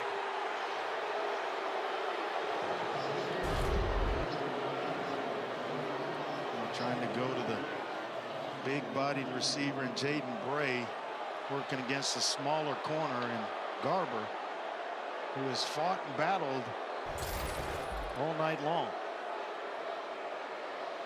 Kansas State without its top 2 cornerbacks, and again a field goal here keeps it a 2-possession game. Low snap on the ground, and that's Presley. It'll set up a 3rd down. You've seen that motion all night long where he goes around the quarterback and then kind of comes back. Well, there they run a counter with it and give it to him. Kind of setting that thing up from the start of the game pretty much. Now Oklahoma State can still get a 1st down. They've got to get to the 1, but it almost feels goal to go. Yeah, and they're okay with kicking a field goal here. Bowman rolling to his right. Eyes up. Smart. Nowhere to go. Smart thing. Run out of room, throw it away. Let's kick the field goal. Get some points. Well, here comes Alex Hale attempting his 5th field goal. He's nailed 4, and as we mentioned earlier, from Australia, never played football growing up, was a world champion wake skater, and he told me about his journey. He said it was unorthodox, with many sports combining with what he does now, and how all those sports gave him a trial and error approach to start something new. He is going for his 5th field goal of the night. It's good. 6 field goal attempts. Maybe that was part of Chris Kleiman's calculus. Faith that his defense could keep this a 2-score game. ESPN College Football Primetime is presented by Ram Trucks. Mike Gundy, when he played at Oklahoma State, handed off to Barry Sanders. And so did Andre Ware when he played with the Detroit Lions. It's like I'm a little late there with that handoff. I'm holding up progress right there. He still probably turned that into 5 yards. Yeah, he might have housed it. Barry Sanders and Thurman Thomas, the same backfield, and Barry, 1988, put together, in my opinion, the greatest season by a running back in the history of college football. There's no doubt about it. He preceded you as the Heisman winner. You were 89, he was 88. And you faced Mike Gundy and Barry Sanders. Took a whipping, too, a butt kicking that I'll never forget. And he's been a real, he's been nice about it. Saturday, we'll have the 119th annual Red River rivalry game. Both Oklahoma and Texas, 5-0. Texas has been able to run the football this year. Jonathan Brooks, leading rusher in the Big 12. Last year, Texas won 49-0. Oklahoma, though, was without Dylan Gabriel, who had a concussion and was sidelined. Kansas State gets out to the 30-yard line with Giddens. 11.5 to play, fourth quarter, still a 2-score game. And Oklahoma State's done a lot right tonight, but in the red zone, 5 trips, only 1 touchdown. Yeah, just can't seem to get on the scoreboard when they get there, unless it's a field goal. Howard over the middle, and Sinnott can't bring it in with one arm. In coverage, DJ McKinney. I haven't seen Will Howard struggle like this. You break out a bunch of film, you watch him, he seems, to know this offense like the back of his hand, successful every time he touches the field. Tonight, you just have one of those games and he just can't shake it or get himself going on the right path. Well, you get the sense now this is 4-down territory the way Chris Kleiman's played it. Howard looking for Giddens, gets free. And he gets out to about the 45, a gain of 14. He had 8 catches in his last game against UCF when he totaled 38 touches and 40 targets on Kansas State's 82 plays. It's tough to bring down in the open field because of that size that he has. Back to the air, back to the sticks, first down, and then some. That's Keegan Johnson, the Iowa transfer, a pickup of 20. Ooh, he took a shot before going out of bounds. Not sure who it was, but somebody gave him a nice kiss going out of bounds. I think it was Trey Rucker, one of the safeties for Oklahoma State. Kansas State subbed, so you got to give Oklahoma State time to sub.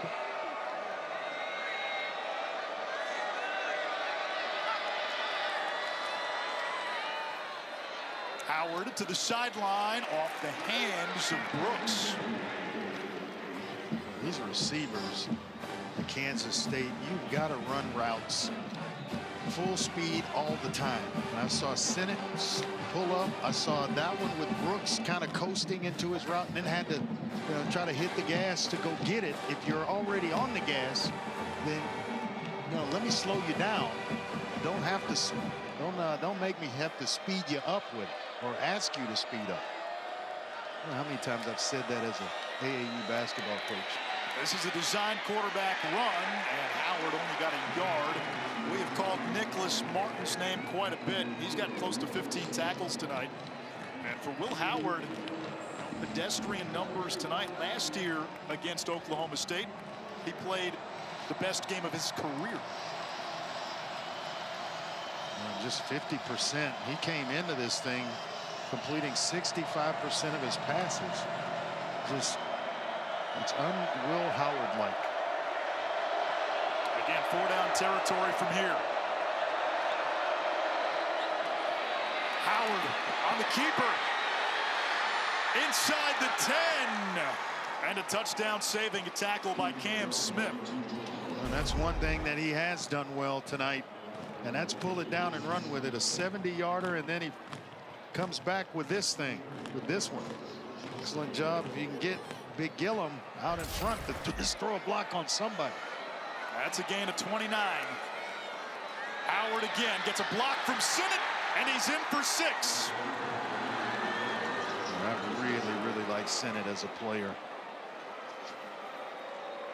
Somebody on Sunday is going to get a really good football player when they get number 34. What a heck of a block to help his quarterback get into the end zone. Now, Andre, analytics tells you to go for 2 in this spot. Let's take a look at this block by Sinnott first. It's all quarterback run, but just a nice little kick out block. Maybe a little hole. Got away with one. Make sure the defender couldn't turn around and make a play on the quarterback, but it's only speeding if you get pulled over. Kansas State will go for 2, and this is straight from the analytics playbook. Little trickeration, wide receiver pass, and incomplete. So the conversion fails, and here is the simple math behind that decision. The idea is you're down 2 scores, you get a score. If you don't get the 2, Next time out, touchdown and a 2, you tie the game. If you do get the 2 here, your win probability goes up considerably.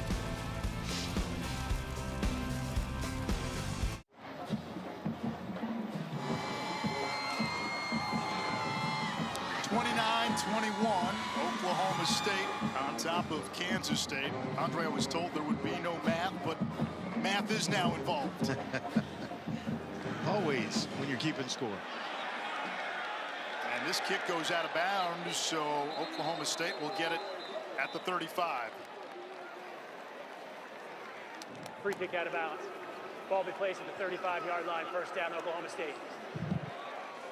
Sports Center follows our game. John Buchagras, Nicole Briscoe in our Bristol headquarters.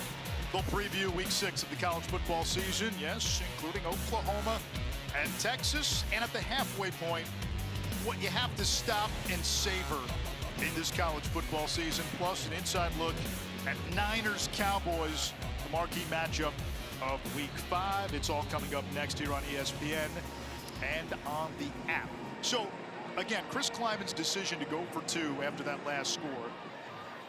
The idea is if you have a 1 and 2 shot of getting a 2-point conversion, if you get it the first time when you're down 14, now if you get a stop, you get the ball back and you score a touchdown and kick the extra point, instead of tying the game, you would win the game. And if you don't get it, like K-State did not get it, well, if probability works out and you got a 1 and 2 chance of getting the 2-point conversion, the idea is you'd get it the next time, and now you're playing for a tie. He has been around this game a whole lot longer than we have as well. He has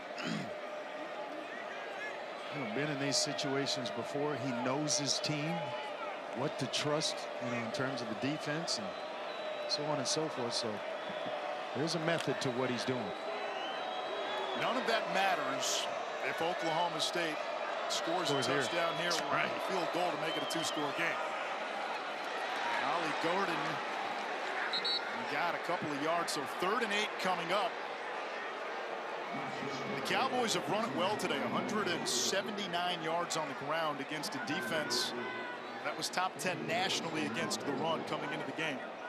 And Gordon went out briefly, but he was like, hey, I've worked too hard to let somebody else steal some carries from me, so I'm going right back in the game. It was Elijah Collins who came in, had one play, and then all of a sudden it was Gordon right back on the field.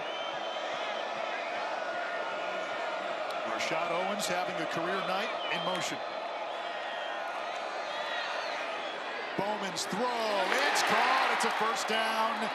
Brennan Presley, a gain of 14. That's the biggest pass play of the night. It keeps the drive alive. A heck of a catch by Presley as well, because it looked as though at the end of the route he was slipping and the ball was on its way. Like he stumbled and just kind of caught his balance right as the ball arrived, snagged it, and then stepped out of bounds with a first down. K-State down 2 corners. Bowman and Oklahoma State will milk some clock. Now a shot downfield. He had an open receiver, and Presley stopped running. Oh, he saw the ball thrown about 10 yards out of bounds over his head. If he drives it to Presley, he got a shot at it, but he put so much air under it, there was no way. And I think the thought process for Bowman was just throw it away and come back on 2nd down. He's not holding on to the ball. He's not taking sacks. He's not giving Kansas State an opportunity to get hits on him. He's played a smart game. 17 of 33, 224, no picks.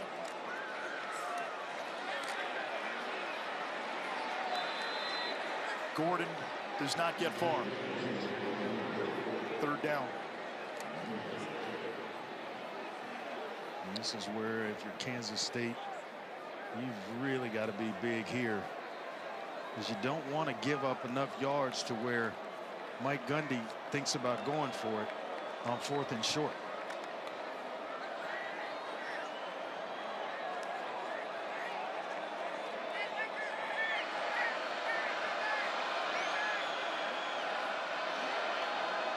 Bowman backs into the gun. Delayed pressure. Quick throw. It's complete. Presley trying to get to the 39.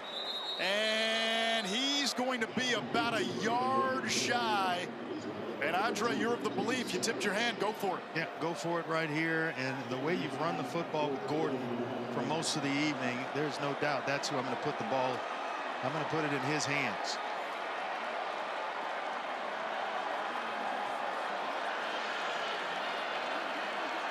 Gordon tonight 133 yards on the ground. 3 shy of a career high. 2 tight ends. Now Bowman quickly under center. It's a hard count. They have not snapped it. He's going to take a penalty and punt it away, or call the timeout. They called it. Second charge. Timeout of the half. Oklahoma State. Media timeout. 4th and 1 for the Cowboys. 5:22 to go. A decision for Mike Gundy.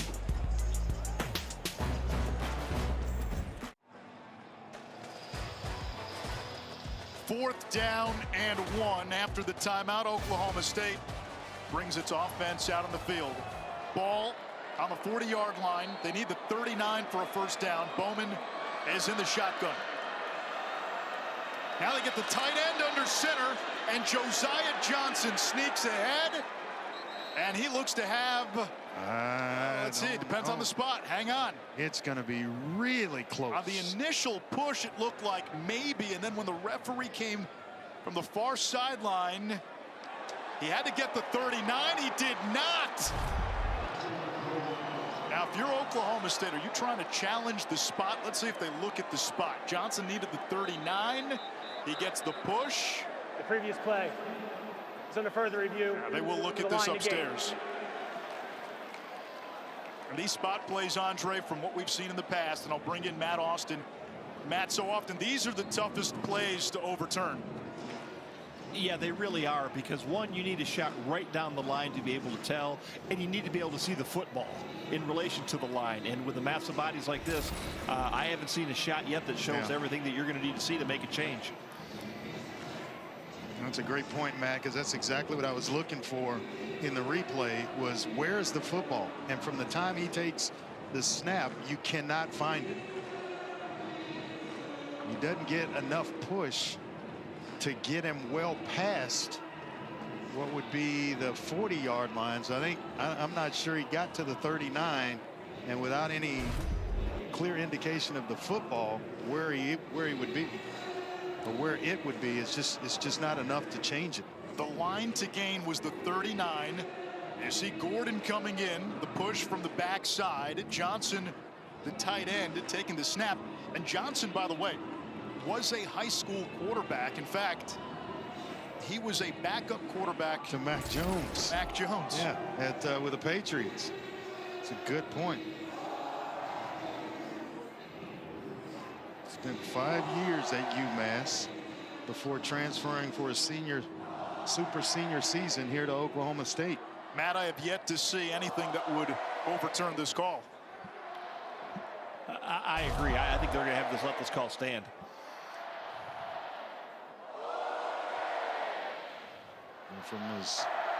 After further review, the ruling on the field stands. The runner was short of the line of the game. First down, K-State. And the verbiage there stands. So it was not confirmed, which tells you if it was called the other way first, that would have been the default call if they looked at it. But Kansas State, Andre, we've seen this now a couple of times on the goal line. Oklahoma State at goal to go. K-State got a stop, ended up blocking a field goal. Now on 4th and 1, they get the stop, and the Wildcats, with all 3 timeouts and 5:17 to go, down by 8, take over at their own 40-yard line. We are set for another fantastic finish. You see the stats there for Will Howard. 12 of 24, 50% on the night. Brooks, the motion man. Howard looking for Giddens, too high. You know, Will Howard is built for moments like this. Keep in mind, he sat behind Skylar Thompson earlier in his career and Adrian Martinez last year prior to his injury. He told me this week every bone in his body wanted to leave and test the portal, but he loved this program too much. His teammates, his coaches, for their honesty and staying the course has made him so much more mentally strong. And a better player. Just developed into a really good quarterback.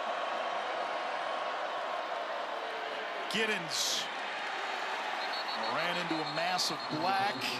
Got a couple. It'll bring up 3rd down. And it's impressive. Guys that stay, they get rewarded for staying, like Will Howard and the job that he's done at Kansas State. So many times, it's not used. A lot of times, it's not even the kid. It's parents, it's relatives. Hey, you ought to transfer to such and such. And I'd say, hey, let the young man make that decision, because he's living it every day. That's going to be a 1st down. Brooks still going. And into Oklahoma State territory, a gain of 25. You see why Brooks is so dynamic when they get the ball into his hands. Makes a guy miss, accurately thrown, and then you always spin outside, Anish, away from incoming traffic. Why? Because that's where headaches come from. You spin inside, it's trouble. Giddens getting spun around in the backfield. Wow. And then finally taken down for a loss of 2. Nicholas Martin, number 4, has been in on seemingly every other play for Oklahoma State. Even Giddens at the end of that, it looked as though he was surprised the whistle hadn't been blown yet. 16 tackles for Nicholas Martin. He has had some kind of game.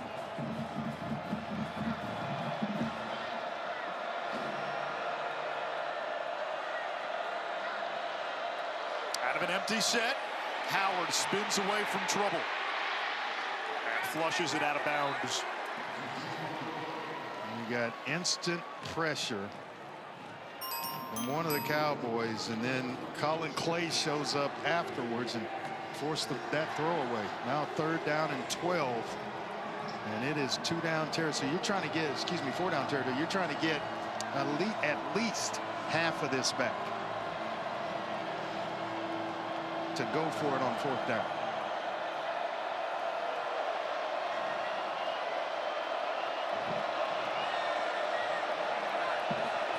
Giddens goes wide. Howard steps up. His pass intercepted. It's Martin, the pick. 16 tackles in INT and a flag on the back end of the play. Let's see what this flag is all about. But what a play by Martin. You talk about 16 tackles, and then you round it out with an interception. Return. Personal foul. Illegal blindside block. Number 92 of the return team. 15 yards from spotted foul. 1st down, Oklahoma State.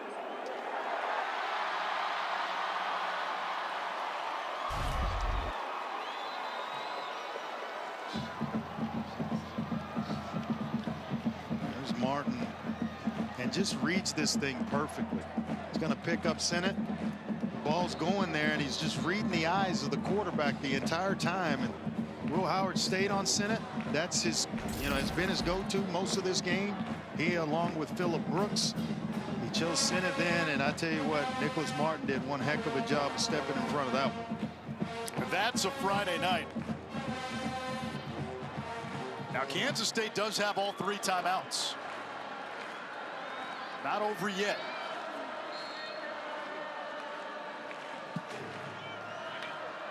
High snap, Bowman corrals it. Chased from the backside, and he'll lose about 2 or 3. Now Kansas State's in a situation where they've got to start burning timeouts to save as much time as they possibly can to maybe force a punt, and they get one more shot at this thing. Bowman salvaged what could have been disaster. Yes, that's a good point. So that goes over his head. Well, we got a lot of fireworks.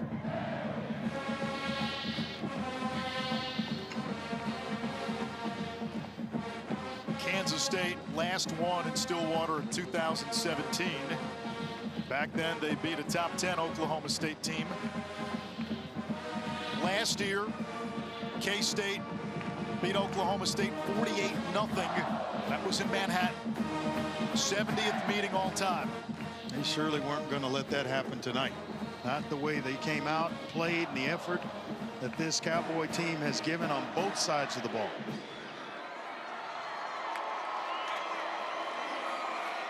Ollie Gordon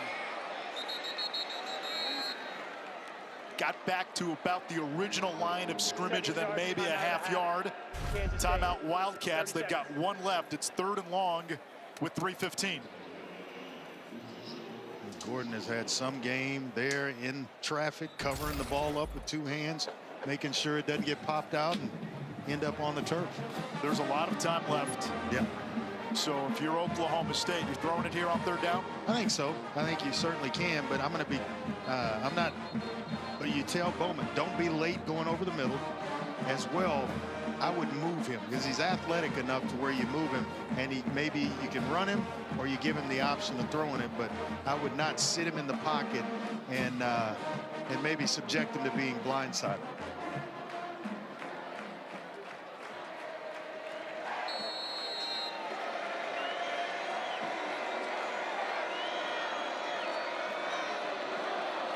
Owens in motion. K-State rushes forward. Bowman stands in. Owens on the drag route. And he did not get much, only a couple of yards. It's 4th down. A little shallow cross, but the answer has been zone coverage. Kansas State uses its final timeout. 30 seconds. So the Wildcats get the stop. They'll get the ball back.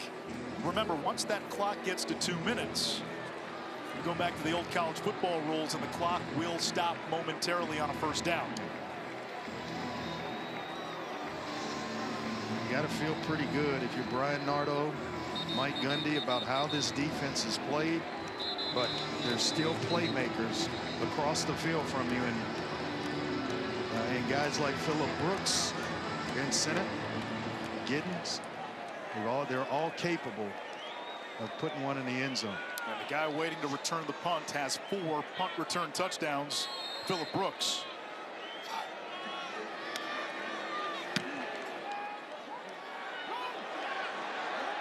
Brooks has nowhere to go. 40-yard punt, no return. 3 minutes even remain in regulation. Kansas State ball. They need a touchdown and a 2-point conversion. Yeah, it takes some courage to do what he did, knowing that you're going to get hit. Guys are bearing down on you at full speed, and you got to catch it knowing that and then not give it up. Boy, that's not an easy job. Parker Robertson made the special teams tackle. Will Howard now, the quarterback for K-State. This was the first time in his career with the Wildcats he went into the season as the clear-cut #1 QB.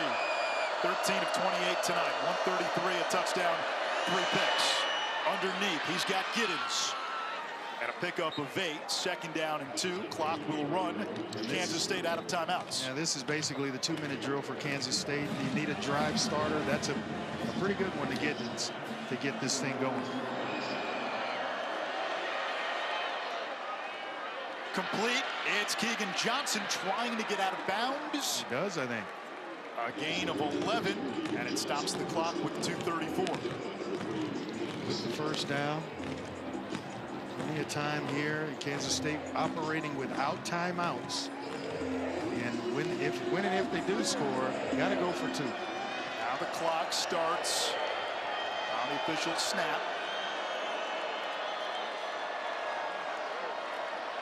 Pocket collapsing. Howard down the seam, incomplete for Sinnott. I don't know if there was an injury to KT Leviston or not, but they bounced Cooper Beebe out to left tackle. And in the game, Panzer is now the left guard.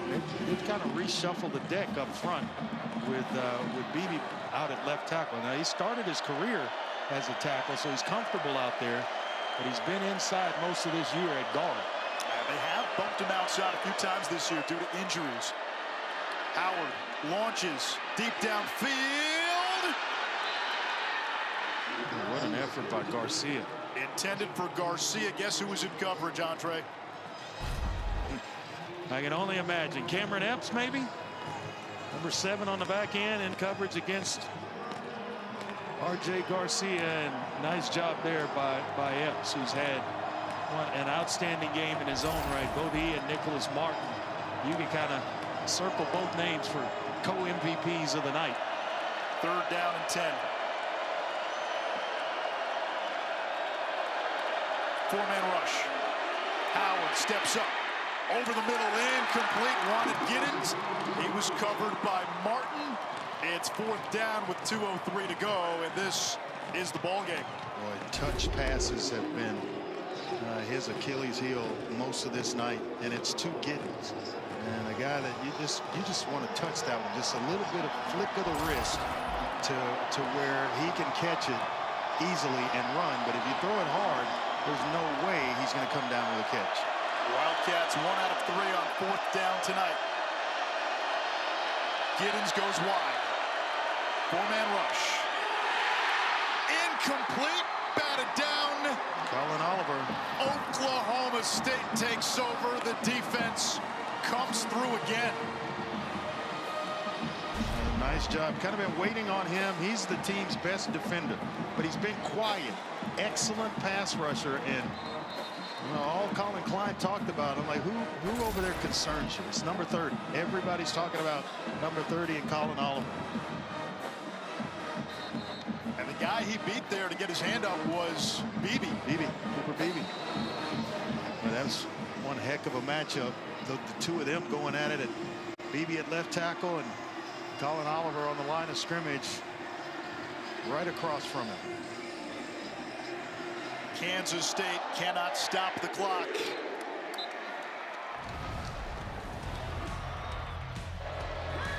With 3 big interceptions tonight for this Oklahoma State defense. 2 came by way of Cameron Epps right in the middle of the field. Then on the sideline, he steps in front of one, decide, hey, I'm going to go ahead and put this one in the end zone. And then it's Nicholas Martin with great coverage on the Swiss Army knife player and Ben Sinnott for the 3rd one.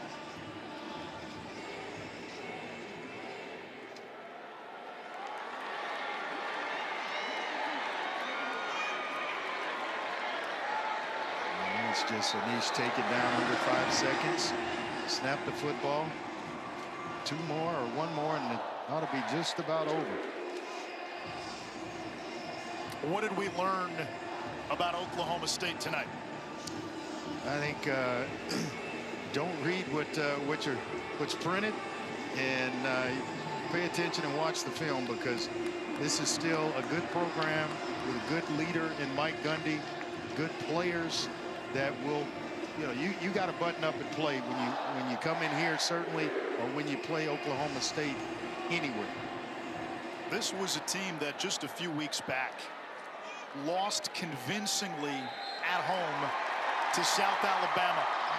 Tonight, they knock off the reigning Big 12 champions, 29-21, Oklahoma State. Mike Gundy's taken this program to 17 straight bowl games. They have been a model of consistency, not just in the Big 12, but in college football.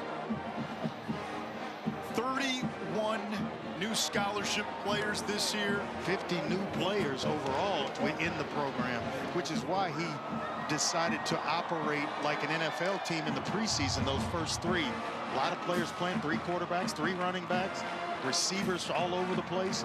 And he figured out, okay, this is the pecking order. Now we're going to play.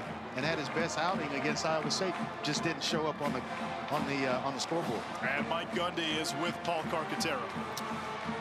Coach, you had the 2 straight losses, but this week you told us you had great practices with the bye and then the win tonight against the reigning Big 12 champs. What'd you find out about your team? Well, they worked their butt off the last 2 weeks, so I'm really proud of our players. I'm really proud of our coaches. I thought we had really good game plans. the last few weeks, and I told the staff this, I wasn't scared to share it publicly. I didn't think we did a very good job of coaching. I thought we were excellent tonight, but the players bought in. They didn't let the outside noise affect them. Played really hard tonight. We beat a good team. They're a good football team. Defensively, you brought it. You held Will Howard to 152 yards through the air and the 3 interceptions. What made that unit tick? Well, we mixed up our coverages and our rush. Late in the game, we were able to get pressure on him. We needed that pressure, and we had some guys go make some plays, you know. If we can put them in a decent position, they got to make plays. Kids made good plays tonight. I was proud of them. First Friday night game in Stillwater since 1940. What do you think? Well, the fans and the blackout was unbelievable. I mean, you're here, right? It's pretty impressive. It's a hell of a place to play college football, and we're to sell out now. You know, our people said we love Oklahoma State football, and they looked awesome tonight, and they helped us win the game. Thank you, Coach. Yeah, thank you all. The defense stood tall. Nicholas Martin, 17 tackles, a sack, and the game-sealing interception. Cameron Epps, 2 interceptions, including a pick-6 in his second career start. The Pokes get the win at home. It's their first Big 12 win of the season.